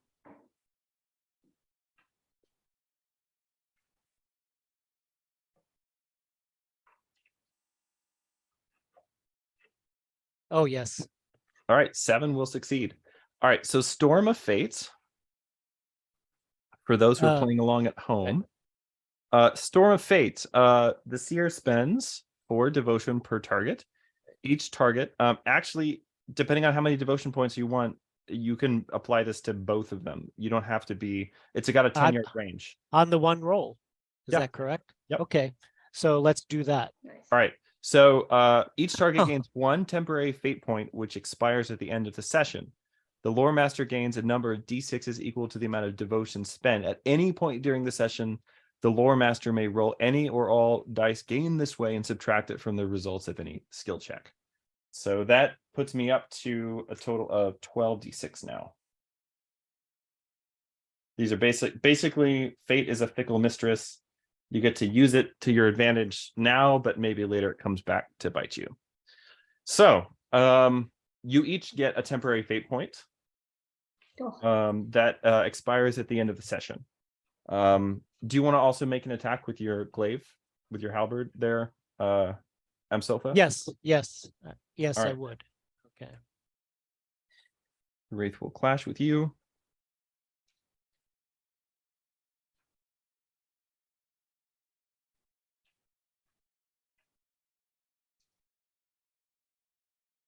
Success. Unfortunately, I rolled another 44.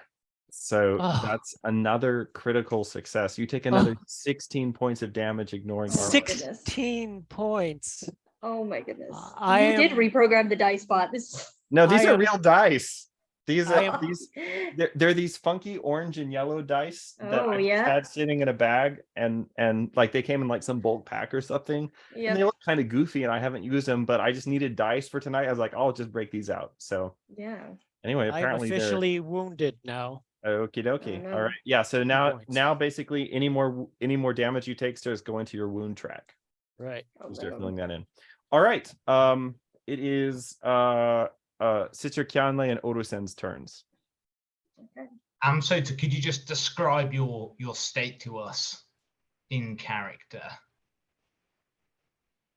Yeah, and by the way, just so when the mist wraiths attack, like you don't see, there's no blood, there are no like physical looking wounds, but what you see are the deep man's facial features start to kind of melt away, and the mist wraith attacking him looks more and more like Amsotha.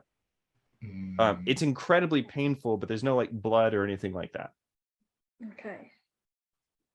Okay, so he's not in a great way, but he's not on death's door yet. No, yeah, he's only taken Right. 2 wounds. All right, who's up? Yep. Okay, I'm gonna go.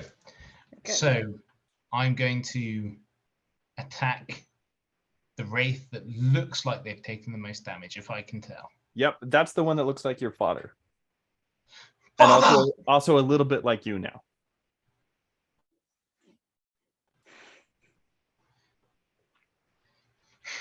Give these apparitions no quarter. And he lunges his sword at the wraith's mouth. All right. Give me an attack roll.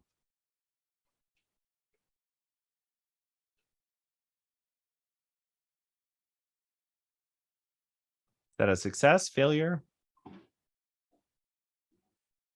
So 75, so it's right on the button. Nice, But a nice. success, I believe. Yep. 75 All right. is made. So that beats my 29. So you can go ahead and deal damage, and if you want to, you can make this power attack. I'm going to, yes. I'm going to make this power attack.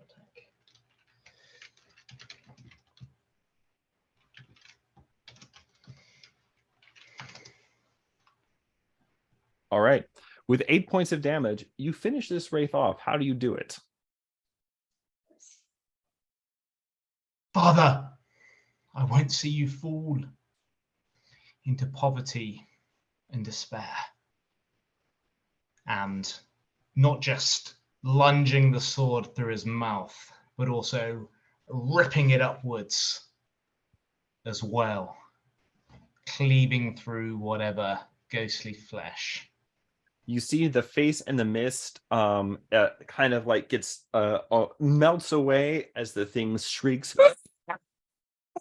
and dissipates. The misty umbilical cord that was like attached to your chest fading away, and the rest of you can see Orusen's face kind of slowly solidify again back to normal. All right, that's it for Orusen. Sister Kjanlei, it is your turn. Yes, I am going to attempt to use another vial of my burning waters onto the one that, could you describe kind of where they are? So there's one near me, so there's one near each of us now, basically. Yeah, basically they're kind of all hovering over the canoe, swarming around. They're in constant movement, but they're all trying to extend these misty chains and tendrils down into your body. Okay. How many are there, by the way? 3 left? remaining. There's 3 now. Yeah, so I'm gonna kind of unstopper another vial, and I'm gonna try and yeah, just fling it upwards. Okay. At whichever one, yeah, again looks most damaged. It will attempt to dodge. Okay. And again, this is ranged combat for me. Mm-hmm. Okay.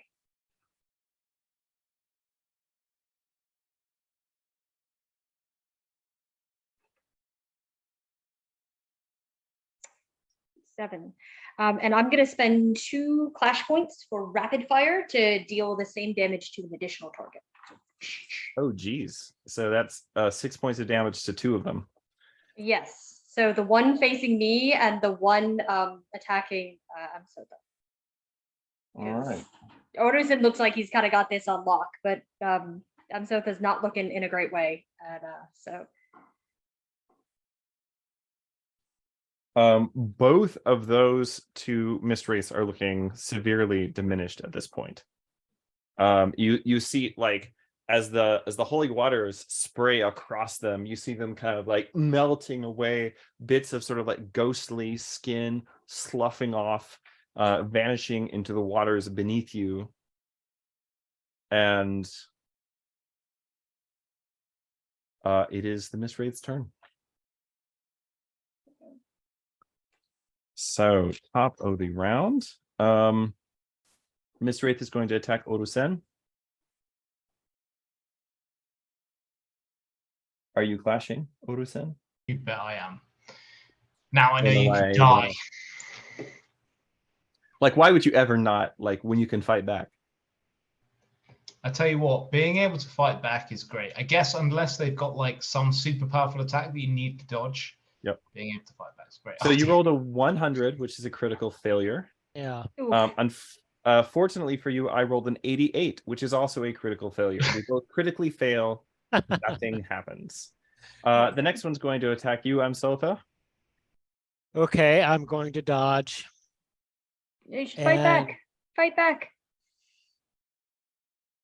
I'm going to dodge. Okay. Fair enough. Amsotha is apparently a peaceful man. Just wants to be left alone. He's got PTSD from all those sea monsters, Leviathan, and all that stuff. Fair enough. Unbelievable. I all- failed. Well, I rolled Oh a my 1, goodness. which will succeed, I suppose. I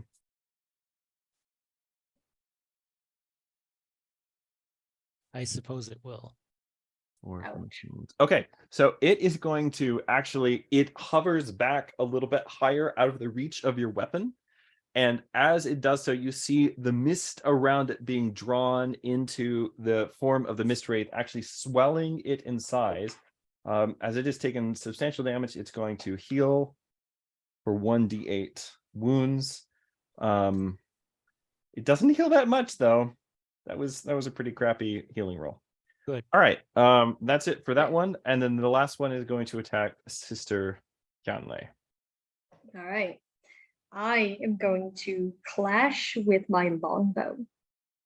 You can't clash against a melee attack with a ranged attack. Oh. I will You'll need to either clash dodge. with my knives. I have Yeah. long knives. Okay. I'm gonna Okay. do a Legolas and pull me knives Yeah. out. So you have to spend an additional clash point to switch weapons in the middle of combat. So you'll spend. Okay. 2. But I think because I'm dual wielding, I get an additional 3 clash points. So Because they're I light read weapons. Yeah, because they're light yeah, weapons. Yeah. Yeah, light weapons. Okay, so Yep. cool. So basically, you get a net gain of 1 by switching Right. this round, and then you'll get 3 additional ones next round. Cool. Okay, so that's melee combat, which is like not great for me, but that's okay.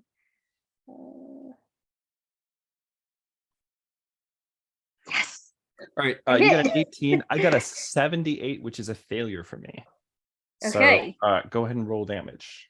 So do I roll? So they're 1d6 each. Do I? No, you just roll the normal 2d6? d6. You roll the normal d6 damage. Basically you don't get extra damage for dual wielding. You just get extra clash points. Okay. Yeah. So just can I make it a power attack? It's not your turn, so unfortunately no. Okay. Yeah, it's just a normal d6 damage. That's okay. Okay, this is gonna do absolutely nothing. Because I have a malice to my melee damage because I'm wimpy. Oh no. My damage bonus is a negative 1d4. So Oh no. So Yeah. you're gonna roll a d6 and then minus a d6 minus a d4. d4. Yes. This is probably not going to do anything. So you roll It's not the gonna do anything. so 3 is exactly how much protection they have, so that doesn't do jack. But you didn't get Okay. hit, so there's that. Get hit. Yeah, you kind of just slashing through the air. Yeah. at Mistwraith. Rocking the canoe frantically at yes. this point. It's not. I don't look nearly as stylish as either of my companions. All right. With a melee weapon in my hand. That's it for the Mistwraiths. It is y'all's turn. Okay. And so Come now on, I I'm get my so to clash finish him. points. What's that? Come on, So I'm now so I to get the finish. additional. Yes. Now you get the additional clash points. Thank you. Come on, I'm so to finish him.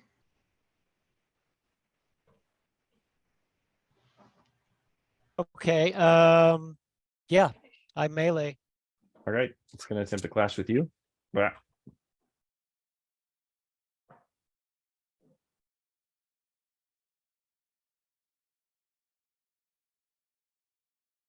Oh. Yes. Yes. Unfortunately, my 37 Oh. beats your 25. So you're going to take 12 points of damage, ignoring armor. Oh my goodness. I believe I'm out. So you can no. spend a fate point to be only knocked unconscious. Okay. I will do that. Amsotha falls on his back. And you can now see the Mistwraith hovering above him has almost all of his face assumed. Oh no. What are you guys doing? So you're at 1 wound remaining, Amsotha. Right. Okay. What are the other 2 of you doing? I draw my shield and I move to cover his body. Okay. And again, I will unleash a All right. furious attack on the wraith that has found my new found friend. Give me an attack roll. Let's do it.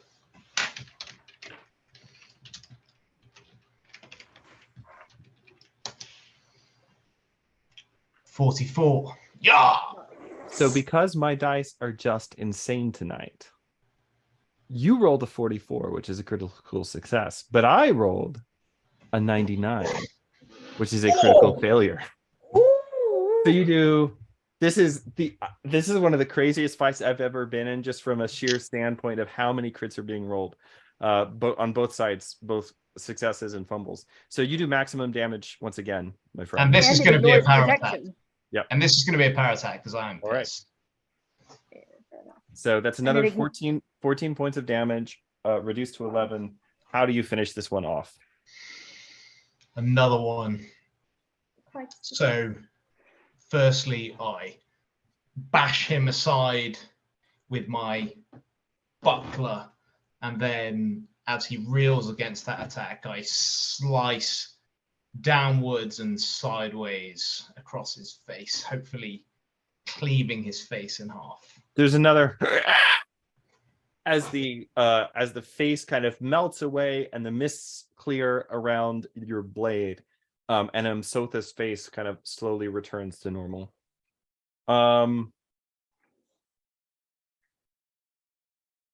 Okay. It's Sister Kjanlei, it's your turn. Yeah, and there is one left for me. There's 2 remaining. There's the one that was attacking Older Two Sen, and there's remaining. one that's attacking Okay. you. Okay. I am going to. I know it's past 4. I know it's past. Is everyone doing okay on time? I'm okay. Yeah, we're okay. Okay. Do the Bernie water thing. I only have so many of them. I am going to, but yes, I believe that my companion makes a fair point. I am again going to attempt to throw my last vial of burning water. Okay. And hope that I don't need it for whatever lies ahead. 100 plus 1d10.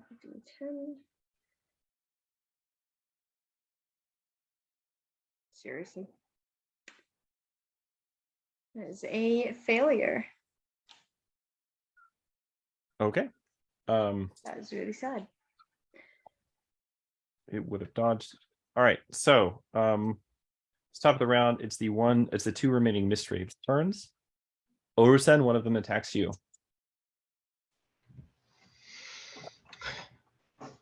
Let's roll it. Let's fight. Let's do it. Let's do it. What you got? Oh, critical failure. Oh my So goodness. many crits.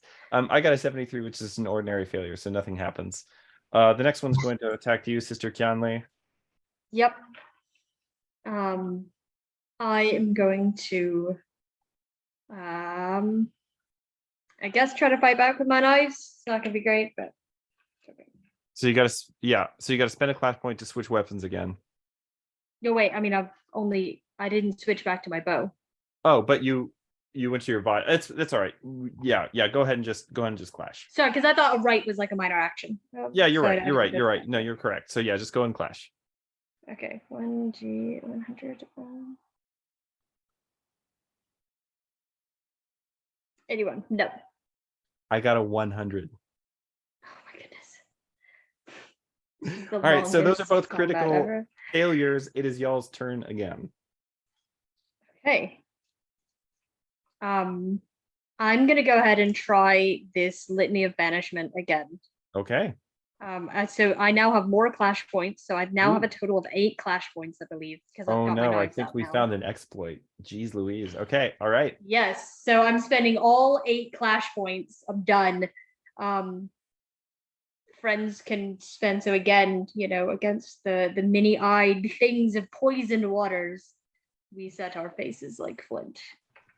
We set our faces like flint. So go ahead and give me a roll. Yes. 100. Let us banish these phantasms into the abyss. All right, There we go. 25 is a success. Yep. So these guys will have to make, the two remaining ones will have to make a morale test. For the first one. Does Odyssey make a morale test as well for assisting? No, morale test is bad. That's like their do we have to run away test. Yeah. Or like, are we, yeah. Because I'm trying to All right. banish them back to. So the first one, all right, and then the second one, morale. Okay. So it has to be, yeah, so if the corruption is less than or equal to, yeah. Yeah. So one of the Mistwraiths just kind of like screeches and turns and shoots across the lake out of sight. The other one does not. However, I'm going to roll randomly to see which one. Is it the one that's more injured or the one that hasn't taken any damage yet that stays? So just gonna say odds. It's the one that's injured. Evens is the one that's not, that runs. Okay. So it was odd. So the injured one runs and the uninjured one stays, which I guess makes a certain amount of sense. Okay. So there's one remaining Mistwraith. It is Orusen's turn, I believe. Yeah, so both of them still have to go. Well, not that Amsoth is doing a lot right now. Okay. Only one wound left on his track. Okay, I'm hoping these arrows that Amsota has given me are going to be useful, so I'm going to spend a clash point to switch weapons. Okay. And then I'm going to fire and hopefully rapid fire. Oh no, there's only one target. But I will fire at this chap. Don't forget, if you're really close, you can do the precise aim there as well. Oh yeah, let's do the precise thing. Precise aim. Yeah, I'll spend 2 clash points to do the precise aim. They should have done that last round, but there we are. And I fail. All right. All All right, that's it for your turn. It's the one remaining Mistwraith's turn. The start of its turn, it is going to make another morale test because it's currently the only Mistwraith remaining. And you guys are magic, apparently. It's going to fail its morale test. So Yes. with a roll of a 17, the final Mistwraith, as you continue the chant, because remember, the rite, you can just keep it going once you get it going. Like Right. you Okay, yeah. spend devotion and clash points, but you can keep it going. So at this point, as you continue the chant against the ancient enemies of the Amborai, the final Mistwraith turns and screaming flees away into the night. So there are a couple of problems that you notice at this point. One is that your companion Orusen is lying, possibly dead, but certainly Wait. unconscious at the bottom of the boat. The other Amsotha. I'm sorry. The other is problem that you just now Oh, I look like I got gills. the other problem that you just now notice is that Amsotha is not lying just at the bottom of the boat. He's lying underwater. Oh no. And then you look down at your Oh no. The boat's got a hole in it. feet and legs. Oh. And you look over, and right where Yalafir had been standing earlier, you notice that there is a sizable hole that somebody had knocked in the hide in the bottom of the boat. As the water passes your knees, your ankles, then your knees, and your waist. The weight of your armor and your equipment, the armor that you're carrying for others, your coin, dragging you down. The darkness of the abyss swallows you up again. And when you awaken, you find yourself lying on the floor of a warm, dry cave. There is a fire flickering in the corner, and several pieces of furniture which seem to have been brought here. They seem out of place, as though they were is the kind of furniture taken from like the house of a nobleman. Nice stuff, a little old, but certainly out of place here in the cave. A desk, a bed, some chairs, a table, a couple of cabinets and chests, and most notably, several children's toys.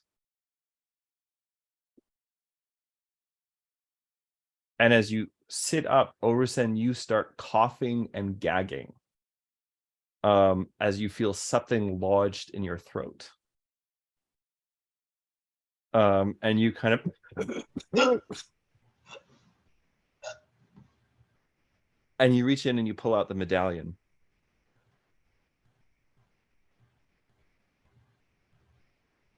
Wow. And that's when you hear it, the sound of a blade clearing its sheath. And looking up, you see a haggard, well, not haggard, but scarred looking figure. One hand cast from silver, sort of locked in a pointing gesture. The other hand holding an ancient blade that looks to be made of bronze, but which actually glimmers faintly in the darkness. Beyond him, you see a woman, no longer clad in the vestments of the Scarlet Sisters, but recognizable nonetheless, Sister Kjanlei, as the woman who accosted you in the bazaar. She is holding, kind of pressed closely to her, a young boy of about 9 or 10 years old, who is like pressed in to her stomach with his arms around her and kind of like looking at you from between her arms. Does this boy have a noble face and fair hair? He does. Beyond the two of them, you see Yalafir sitting bound and gagged, tied down to one of the chairs. And the man with the silver hand says, this dorky cat just keeps falling off the windowsill. The man with the silver hand says, it's a shame, really, to have come so far for nothing. I am impressed, actually, that you managed to survive. The catacombs are dangerous, even for those who know the ways through them. Your friend is wounded, and I suspect that you yourselves have spent most of your strength in your battle with the wraiths. So I would not recommend trying to fight unless you just have a death wish. We're not here to fight, Tengelbur. We're here to negotiate. And Sure. what, pray tell, would you be wanting to negotiate for? We wish for peace in this city. We wish for our freedom. Ah, well, if it's peace you want, there's no negotiating necessary, for it is also peace that I desire. Peace, prosperity, freedom for the Leopard Isles and for all the lands around the sea. You would rebel against the king, your rightful lord. Which king? Don't you work for the so-called Prince of Midnight? We don't work for anyone. Yalafir here has been singing a rather different tune. Midnight is not our friend. Sorry, does Yalafir look injured? Does he look like he's been... He looks a little roughed up, but not like, he hasn't been like tortured or anything like that. Okay. I come in service of my family and of Amboria. I have no allegiance elsewhere. Then I have no quarrel with you, sir. I suggest that you return to the surface. And if you ever speak with the Prince of Midnight again, you tell him that the next time he wants to send kidnappers, he should send a few more of them. I'll not be your message boy, Tengelbur. Tell him yourself. Oh, believe me, as soon as I find him, I intend to.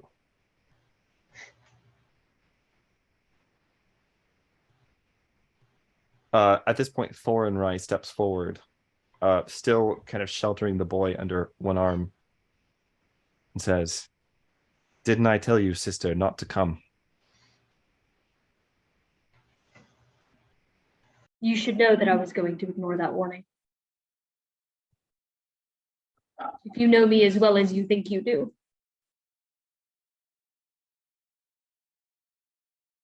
You don't remember me, do you? Not as well as you seem to remember me.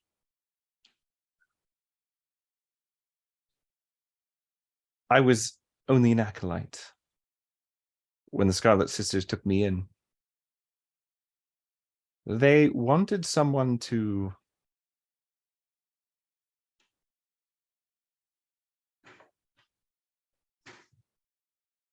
liaise with the Prince of Midnight. They sent me to him. And then, More than liaise, clearly. She gestures to the boy. and then later, they took my son from me. And from him.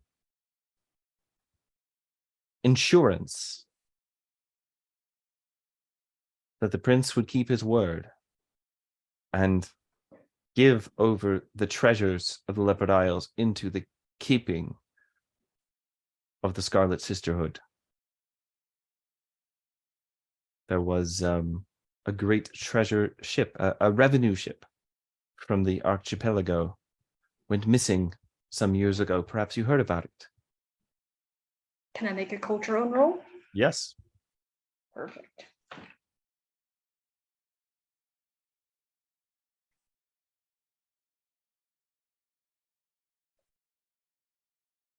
Yes, I definitely have heard of it. Yes. Yeah, you're definitely you heard about it. Yeah, when it happened.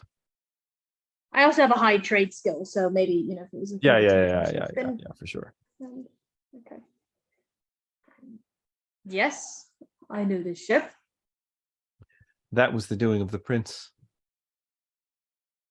And did you also know that its treasures went into the coffers of our order, who have been set on enriching themselves off of the backs of the unrest here in the Isles?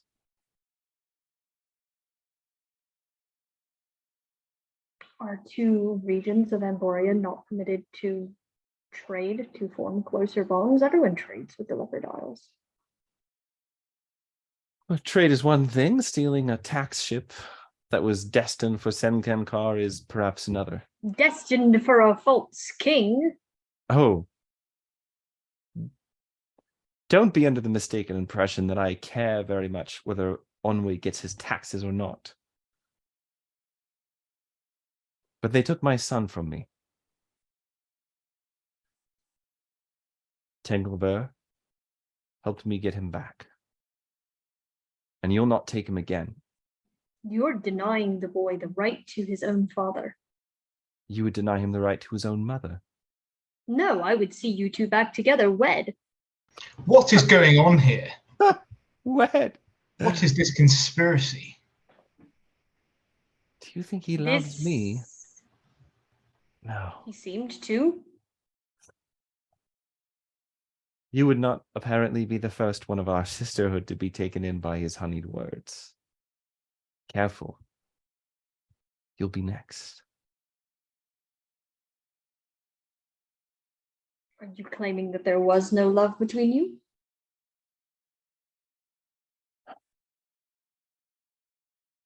The man who calls himself the Prince of Midnight cares only for himself.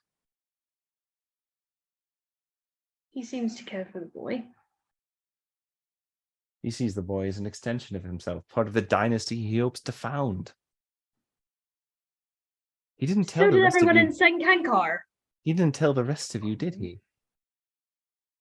No. And neither did I. What is going on? Who is this boy?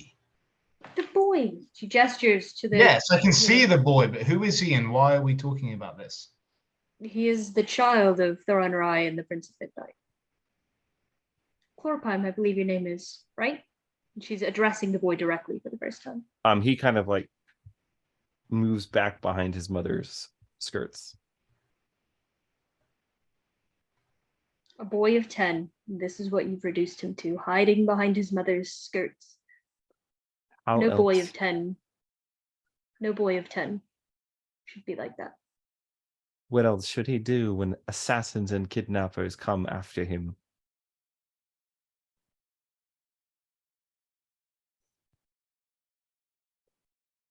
Tengelbur takes another step forward. I'm giving you a choice now. You can leave and never come back, or I will kill you.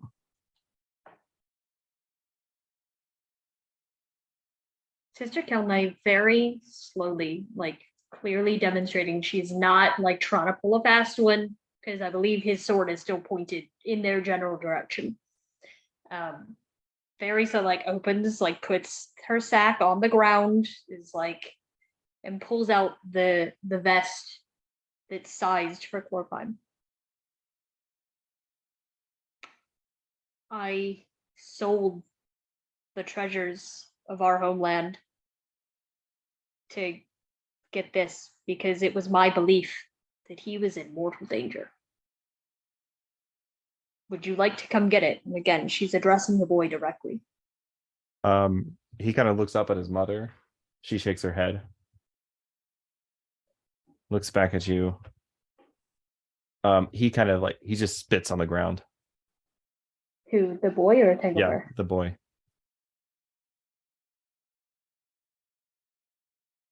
I would like to try to influence the boy. What do you want to say? I want to say, don't you want to see your father? He loves you.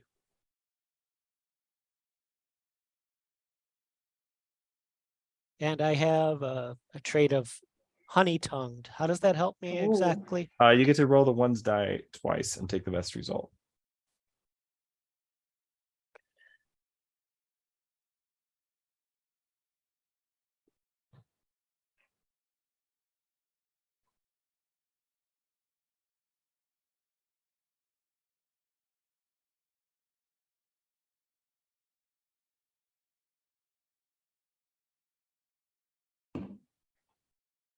Fail.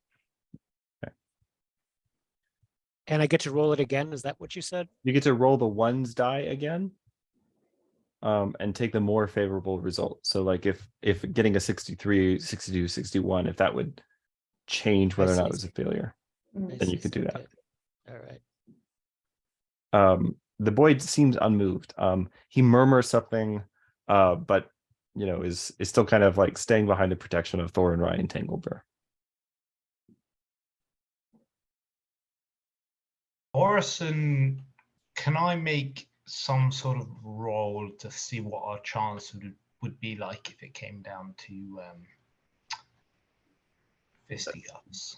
Sorry, I do really need to use the restroom. It's all right. Go ahead. So I need to disappear. It's okay. Should we Orison, take 5 minutes? yeah, we'll take 5 minutes. I'm gonna get something else to drink, and then we'll see how the session ends. All right, I'm gonna pause it, everyone.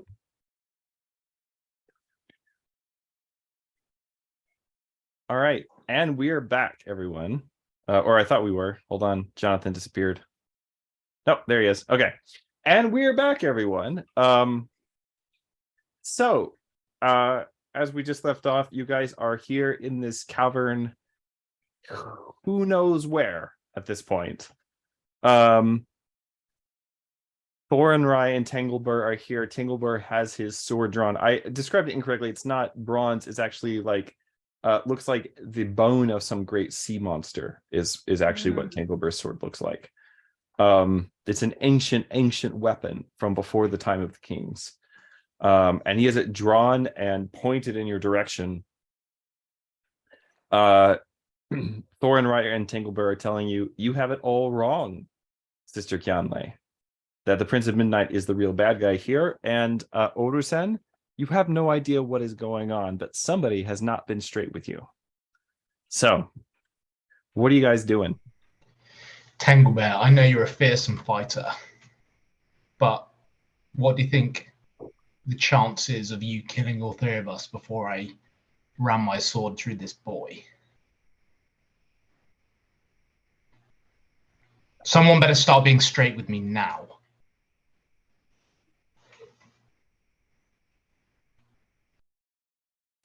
Looking at you,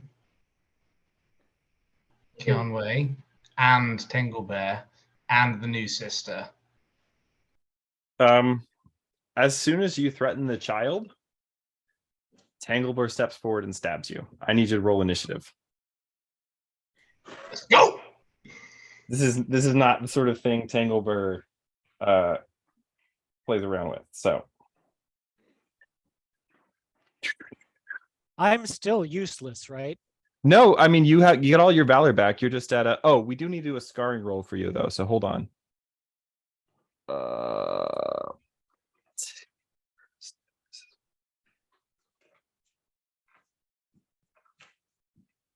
Great. This is great.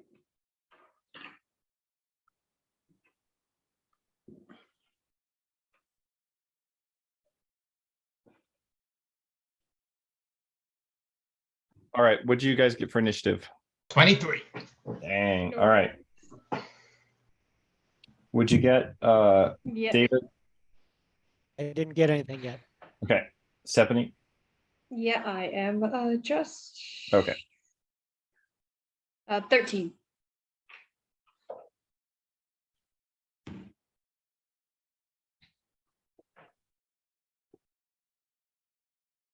It's plus deafness.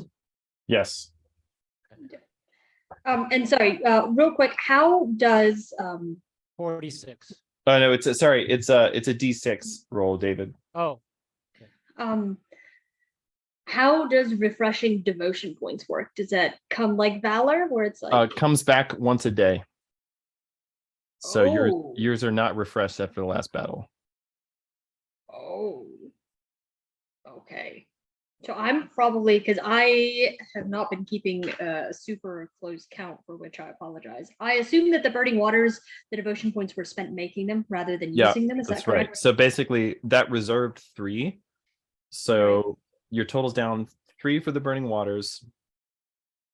Or I guess 3 per dose actually. So you're down, used it twice, I think. So you would have been down 6 for that. And then But so I thought the devotion points would have already been like spent kind of pre-game. yeah, but it making basically them. reserves it. So it Oh, I reserves it from your see, total. okay. So Oh, okay. yep. So hold on. It's okay. This is why we're, Yeah. so So I'm probably tapped or pretty close to it. so for burning waters, use I think 2 doses, right? Or 3. 3. All right. So would have been 9 reserved. Yeah, and I failed blessing for battle once, which was 4. I used litany of banishment twice. So I am probably I'm you're tapped. basically you're tapped out. We're just gonna say I'm tapped. Okay. when do we get our devotion points back? Tomorrow. Tomorrow. Oops. Okay. I probably would have been a bit more cautious. That's okay. All right. All good, So all good. before we get into the fight, also we need to do a scarring roll for Amsotha. Amsotha. Yeah. So I didn't get, can I Amsotha? like help with Yeah. that? Can I make a healing roll to like, not or have we not had sufficient time? there was nobody Yeah. there was no time to look to his wounds. Yeah, so just give me a someone decided to kick off. somebody decided to threaten a child. All right, so give me a D100 roll, David. All right. Just a flat D100. 80. You got an 80 or 18? Yes. 80. 80. 80. Ooh, that's not good, buddy. All right, That's not good. let's see. Plus 30 is 110. 10. Plus 15 is 125. Plus 5 is 130. Oh no. Um, Oh no. I think all I'm right. missing a leg. You are missing something. I'm gonna roll Oh no. I'm gonna roll a 1d3 to find out what you're missing. Oh no. Oh no. On a Hopefully 2, not my head. on a 2, you are in fact missing a leg. Apparently, as the Mistwraith was absorbing your form, basically one of your legs has just become shriveled and useless. You don't notice this until you try to stand as the fight starts, and you just kind of pitch forward. So basically, you have a negative trait to anything involving athletics or swimming or movement or anything like that. And then additionally, you are going to lose. It's not so bad. You lose 1 clash point permanently. So you'll generate 1 fewer. From now on, your max clash points are 1 lower. Okay. Could have been worse. Could have been worse. Jeez Louise. Okay. So one of your legs is sort of like shriveled and kind of useless now. So one of you gets to go, and then Thorin, Rai, and Tengelbur get to go, and then the other 2 of you get to go. So who's up first? Jonathan, will you? Absolutely. Yeah. So I charge at Tengelbur and I make a vicious chop towards his sword arm, hoping to attempt to sever it in half.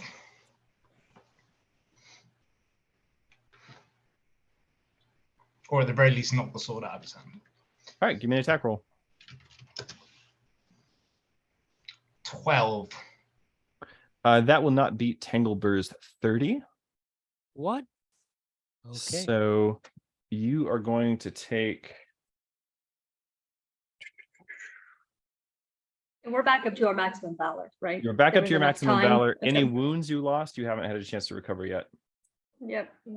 You take 13 points of damage. As he, Can that be mitigated by the fact I have chainmail and a shield? Or so how's that? you would reduce it by your protection. Okay. So that would be -5. So 8 points of. Yep, 8 points of damage. Okay. To your valor first, yeah. Gotcha. Yep. All right. Yeah, you step forward and Tengelbur easily parries it with a strange bone sword, thrusting. It glances off your armor, but you kind of realize that you're up against like a pretty skilled duelist here. It is now Thorinrai's turn. Thorinrai steps forward, snatching up a boarding pike, which is like kind of a short harpoon-like weapon that was leaning against the dresser, and swings it at you, Sister Kjanlei. Okay. I am gonna. Yeah. But that was not. Okay. Is she? So is this a long enough weapon? Does it still count as melee? It's melee. Okay. Okay. I'm gonna clash with her. Okay. I'm just gonna attempt to wrestle her, like grapple her and get her in a hold with. All right, give me an unarmed combat test. Yeah. It's gonna be the sisters having a go at each other. Let's see.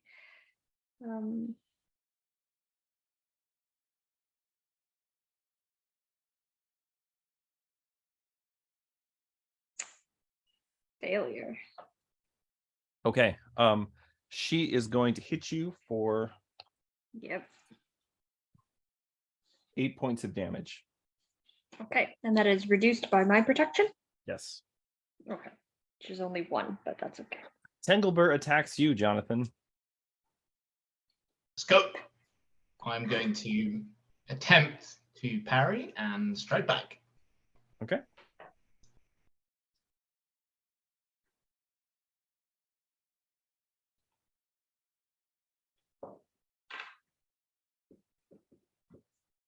Fail. All right. He also failed with a 95. All right. Any two of you except for Orusen get to go. Okay. I'm gonna try and move away, and since I haven't drawn a weapon yet, does it cost a clash point to like pull out a weapon for the first time? So basically you can disengage, but she gets a free attack against you that you can't clash with. Attacks of opportunity. That's rough. That's a thing.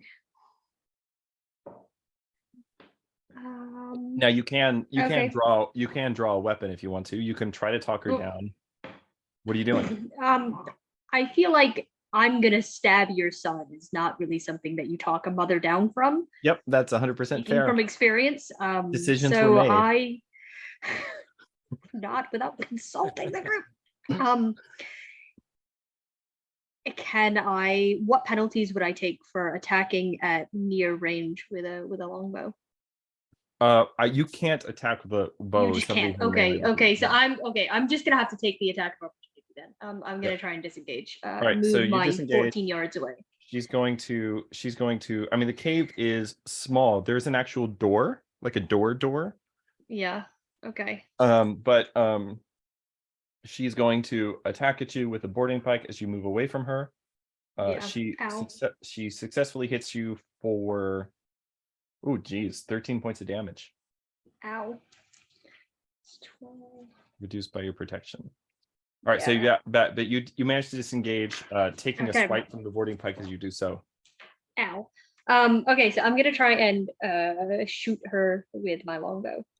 All right, she's going to clash and attempt to dodge. Okay. 'Cause presumably she can't try and attack me if I'm far away from her. Yep. Okay. Not 1d20, 1d10. There we go. Okay, 49. 49 hits. How much damage do you do? Let's see. Let's roll 2d6. I am going to go ahead and spend the clash points for rapid fire. I would like to also try to hit Tengelbur. All right, give me an attack roll. Do I need to make the roll again? Oh. Or does he just clash against my previous roll? Yeah, he clashes against your previous roll. He will actually Okay. clash with try to catch the arrow with his dueling buckler, which he does. Okay, that's all right. So I still roll for damage against Thorin, Yep. right? Yep. Cool. 9 damage? All right. The arrow kind of glances off of some armor that's concealed beneath her dress, but it does do some damage. I would like to curse Tengelbur with Bane. Ooh, give me a skill roll. Will. How do you still have devotion points left?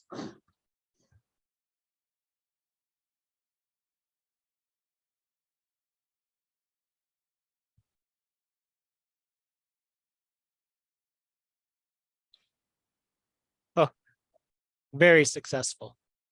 All right. Okay, so he's got a negative trait on his next roll. All right. And Yep, go ahead. can I attack as well? You can. Who are you attacking? Tengelbur. Okay. He will clash with you. That's not good.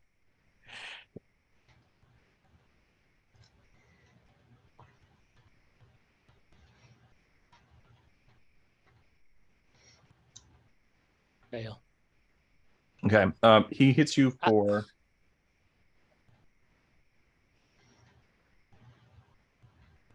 wrong. Where am I? There it is.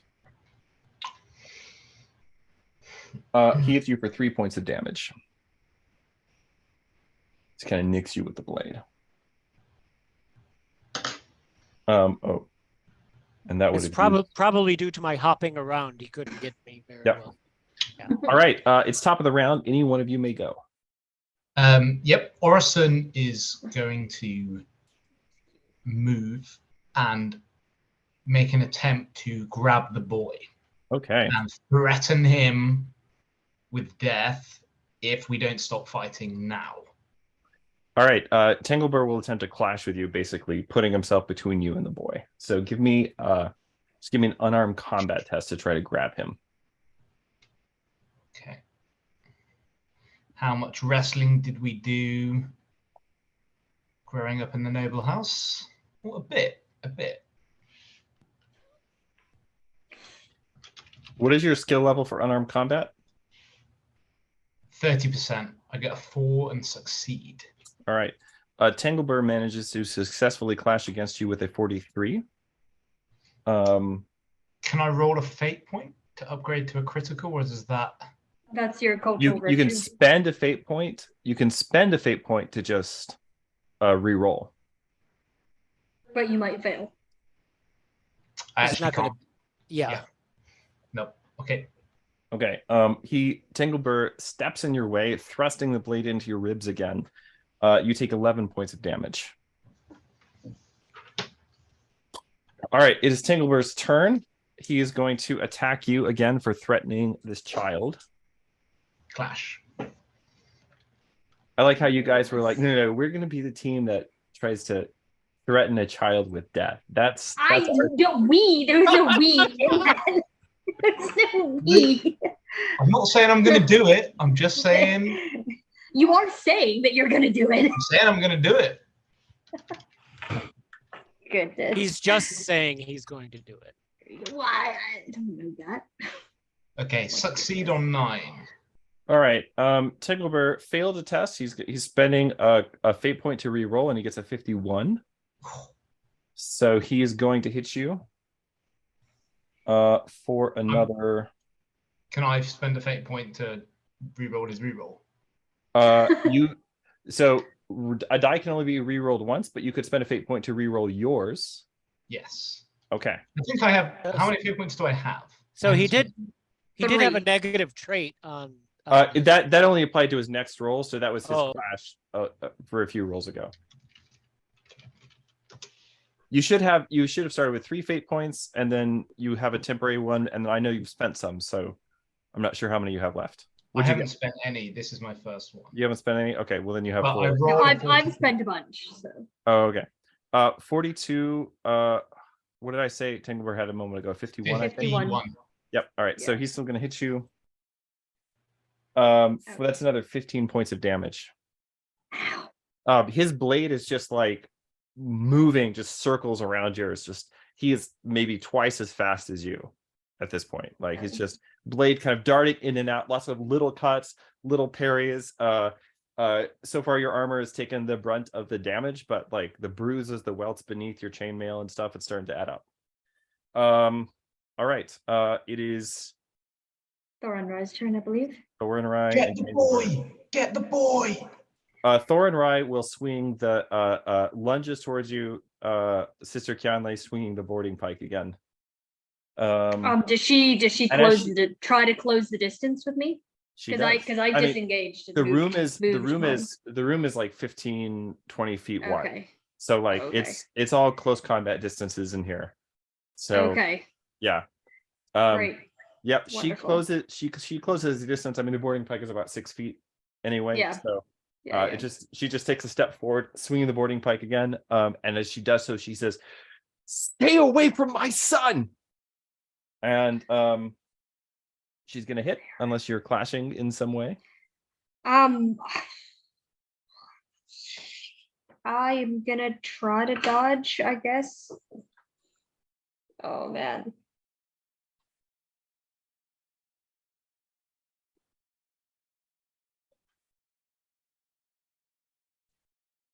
Nope. I pass So on 5. she rolled a 20, so that beats her 5. She lightly grazes you for 4 points of damage. Tengelbur thrust the blade at you again, Orusen. Clash.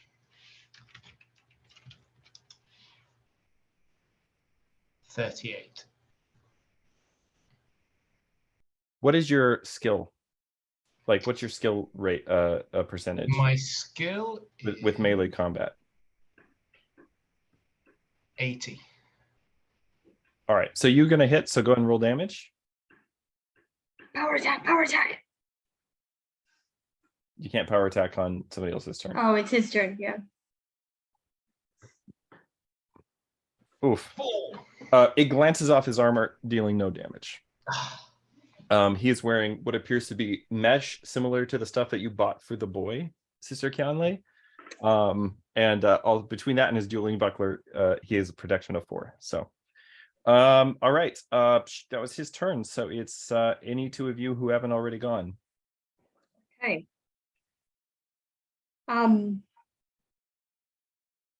I would like to hop on one foot, launch myself at him with my tooth halberd at his groin. All right.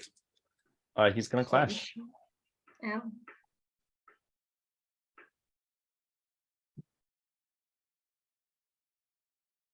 And I'm launching myself at him. By the Yep. way. Okay.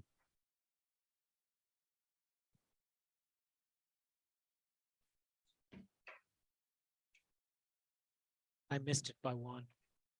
He steps out of the way, gracefully kind of slashing at your back as you lunge forward and overshoot. You take 12 Can you points of do damage. precise aim? Wait, can he do precise aim for the plus 5% to skill? He can. Yes. You could spend Yes, 2 clash points. I would like to do that. All right. There you So go. precise Thank aim, you. the plus 5%, that will still not beat his 75, unfortunately. So he still hits you for 12 points of Oh. damage. Good thinking, though. There. Yeah. Oh, I Stephani. tried. Oh, man. I'm gonna be back on my back soon. No, Get the not boy. not very soon. Not very soon. Orison shouts to the two of you, "Get the boy."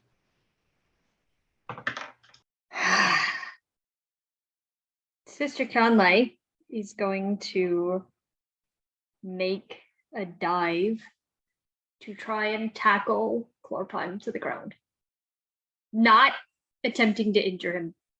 To clarify, so she is you're gonna- not attempting to hurt him. I'm attempting to get between him and Thorin. Yeah. So Thorin By, Rai is currently between you and him with a pike. So you're gonna give me an unarmed combat roll. She's gonna Yeah. clutch. Yeah, I bet she is.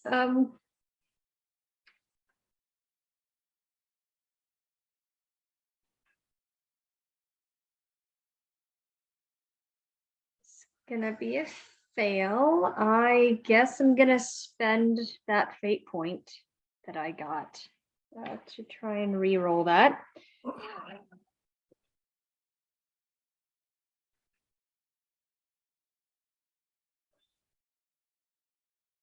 An even worse fail. Brilliant. Okay.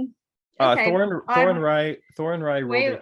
rolled a 55, which is a critical success. Okay. So as what is you- all these as you crits? dive where at are they the- coming from? These dice are Cheat crazy. codes.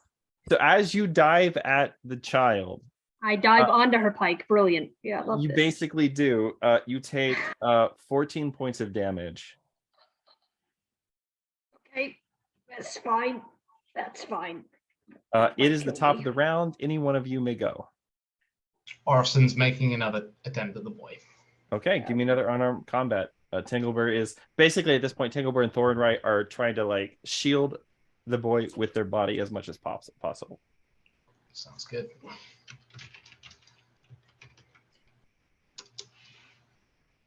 Oh, 91. Spend a fate point.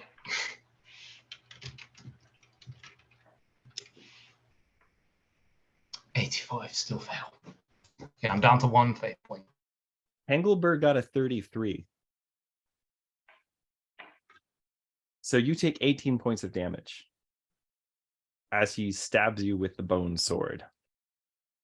Okay, am I taking wounds yet? Let's see. 16. I'd be amazed if you're not. I've got 5 protection, so I'm. Let's see. Still, you've Yeah. taken quite a few stabs.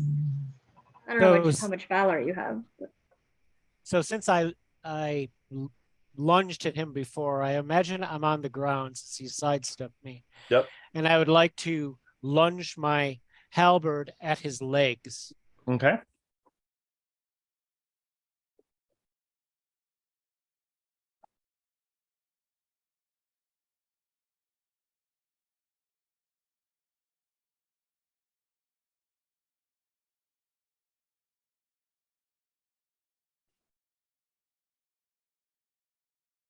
I got a yes. Success. So you got a 5. Right. I kid you not. I What? rolled- no, I no. rolled a, What? I rolled a 6. So it beats your 5 by 1. Just use a fate point. Reroll. Do you want to use a fate point? Yes. Wait, what's your cultural virtue? Can you use that? I mean- Something. We're all gonna die here. No. No. We're all gonna die. Unless you grapple with that boy, we are going to die. So someone grapple the boy. This was such an interesting turn of events. This is not. So just so you guys know, What I wanted. Tengelbur is a real character. This is from the previous group. So Yeah, I'm it just sounded like one of the comments on the YouTube video. It was so like, I'm "Oh, just wow, this I'm just playing from his character sheet. So is Thorin Rai. guy I mean, finds I a spent lead." a fate point and got 65. Okay. It's Um much better than my 80, but all right, that will so you managed to stab at that's with your, Right. your halberd again. All right, so you do Right. stab Tengelbur. How much damage do you do? I'm going to do that's a power attack. And was this the top? This is the top of the round, right? Yeah. All right, yeah. Go and give me your power attack damage. All right. So that's 2D. So that's 2D1 or 1D1, 1D6. Yeah, so add an extra d6 to your damage. Yeah. And what is the damage for my halberd? Oh, it's 2D6. So So you 3D6. basically roll 3d6 for damage. Yeah. Right, right. 18, 18, 18. No kidding. I'm going for a 5. Oh, 7. Okay. Yeah, you lightly graze him. Most of it. Oh, that was Wait, you only 2d6. rolled 2d6. Hang I'm on, sorry, you get to my- add. Oh, sorry. Go roll one more. One roll more, one more, roll one more. Oops.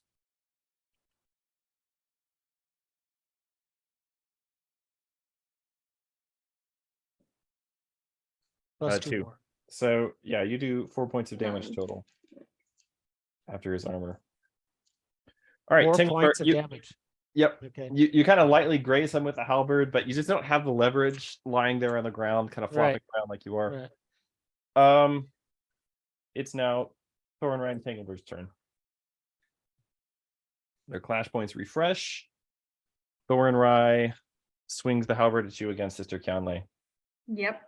And she says, I tried to warn you. Are you clashing?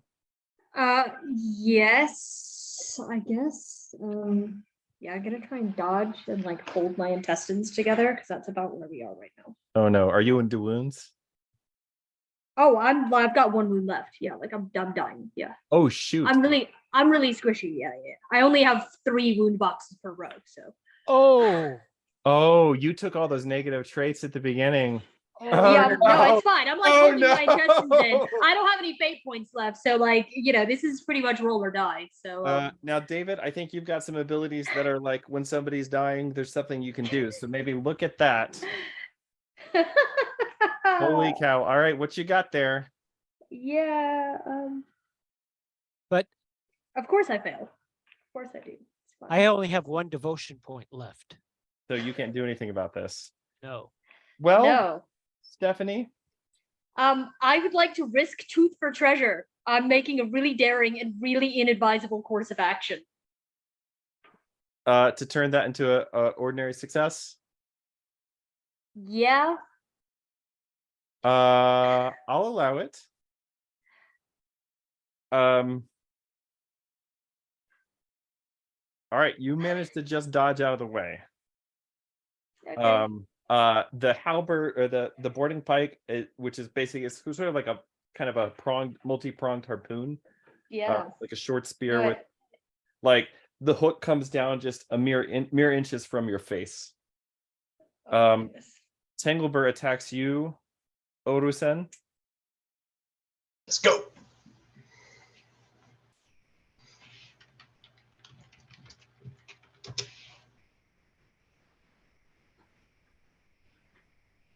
Success 80. Beat that, mate. All right, so remember all those D6s that David kept giving me earlier? Oh. I'm gonna use Oh. 6 of those now. So I'm gonna lower your skill rating by 66. What? I did that? You did that, yeah. So what's your normal melee combat skill rating? 80. 80. So it's now 68. So your 80 fails. Oh. Wait, it so, only reduces it by 12. Oh, yeah. Oh, so it it's that reduces it by ability 12? that ability that gives you the extra fate points. It also gives me D6s. So fate, being a fickle mistress, Wow. benefits Wow. you here, but then it gets to work against you later. Wow. So I'm gonna mark down that I spent. Where'd my pen go? I'm gonna mark down that I spent 6 of those. How many did I give you? You 12. gave me a total of 12. Because you used it twice. Yeah. And then so Tengelbur is going to hit you for 3 points of damage. Bounces off me. Bounces off you. All that for so little. But a bruise. All right, Orusen and Sister Kjanlei, it is your turn. And Okay. if you have anything Great, creative, this brilliant. might be the time. I'm again shouting at the 2 of you, stop attacking them, get the boy. And I am rolling once more to get the boy. Or I am holding my intestines inside of me. Okay.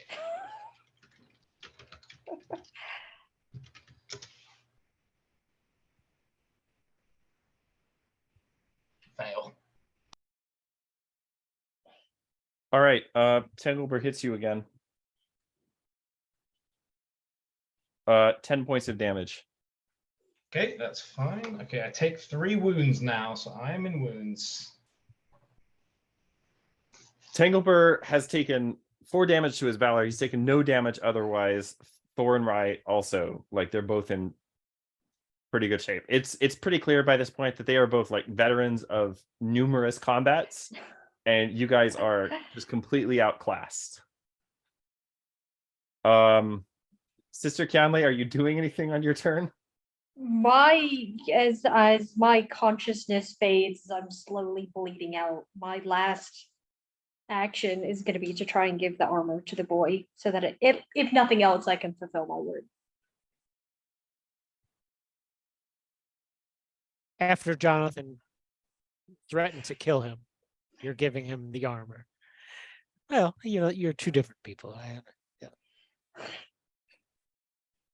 So that is the mesh shirt with the protection of 4. Sorry. Tell me again what you were doing. I'm got trying to distracted. like pull the armor and like offer it. I'm now pretty much like crawling kind of towards him, clearly no Okay. longer a threat. And I'm trying to give him the armor. As you step forward, And Thor I'm Rye, gonna say, your father loves you.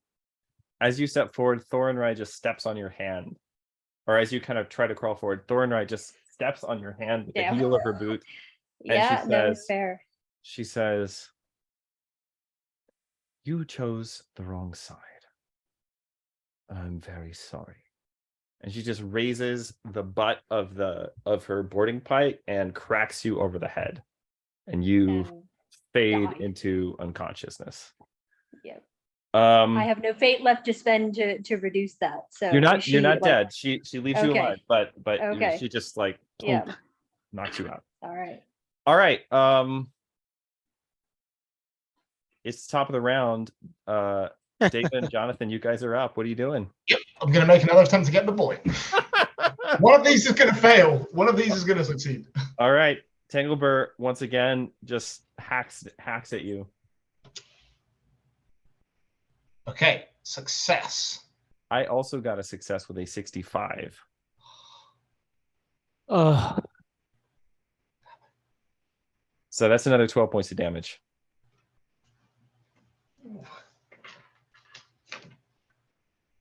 Oh my gosh. Okay, I've got 2 wounds remaining. Amsota, it's on you, buddy.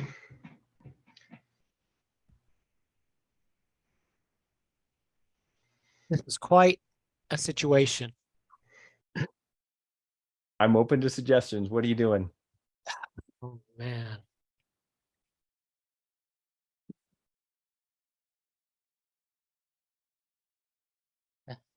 I have a lot of points in survival. Anyhow, I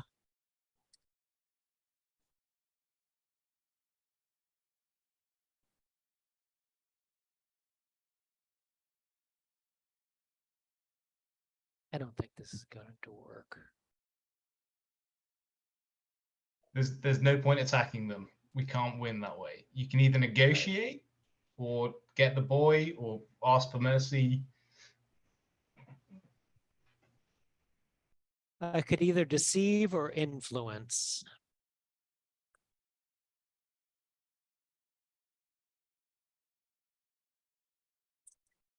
Could pleading for our lives be considered influence? Sure. So I look up at Tengelbur and I say, we're on the wrong side. Just let us live. Are you still holding your weapon? No, I dropped it. Are you still holding your weapon, Odo-san?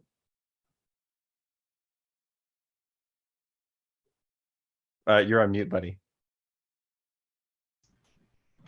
Yes. All right. Since he's still armed, you get a minus 25% to this. So whatever your skill is, it's minus 25%. Because you're Me? basically, yeah. Because basically, like, you've still got friends with weapons, still trying to get this guy's kid. And I'm gonna spend a faint point. okay. Roll again.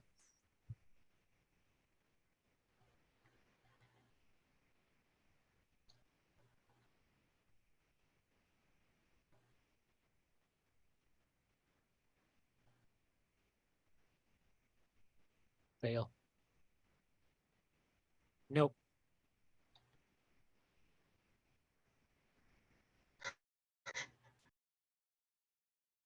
Okay.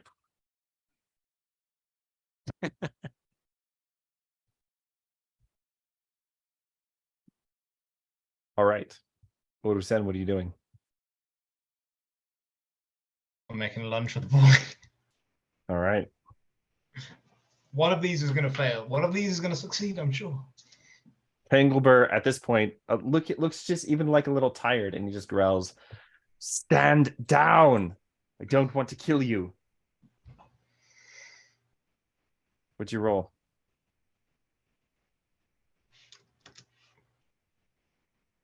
Success, 34. It's not going to beat his 71. This guy. That is another 12 points of damage.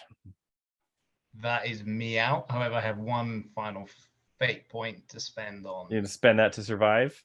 Spend it on being knocked out rather than dead. All right. So you fall unconscious as Tengelbur just cracks the hilt of his sword across the back of your head. And he turns towards you, Amsofa, with his blade leveled. I'm one-legged on the ground, unarmed.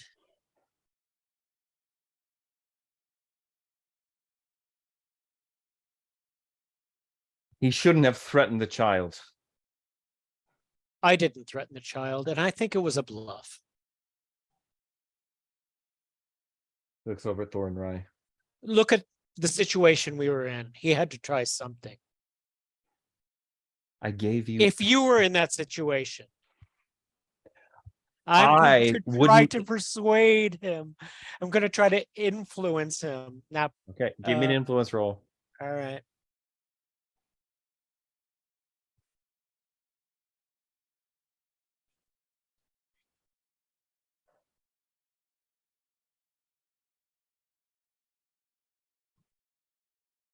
Success. I wouldn't have accepted a commission to kidnap a child. Thornrye kind of reaches out and puts a hand on his arm. We weren't trying to kidnap a child. Technically, I Can't you was. see? Prince has been using them. Using them to take Chlorpain, using them to hurt me. Can't you see that's all he wants? Is revenge. I walked away from him. And that's the thing more than anything else in the world he can't stand. The prince is your enemy, not these people. They're just idiots.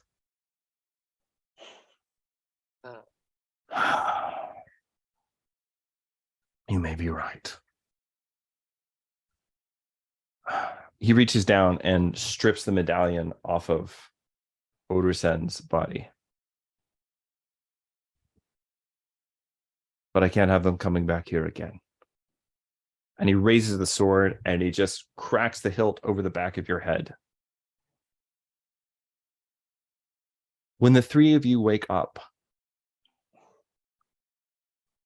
you find yourselves battered, wounded, bleeding, but with your wounds having been roughly tended to.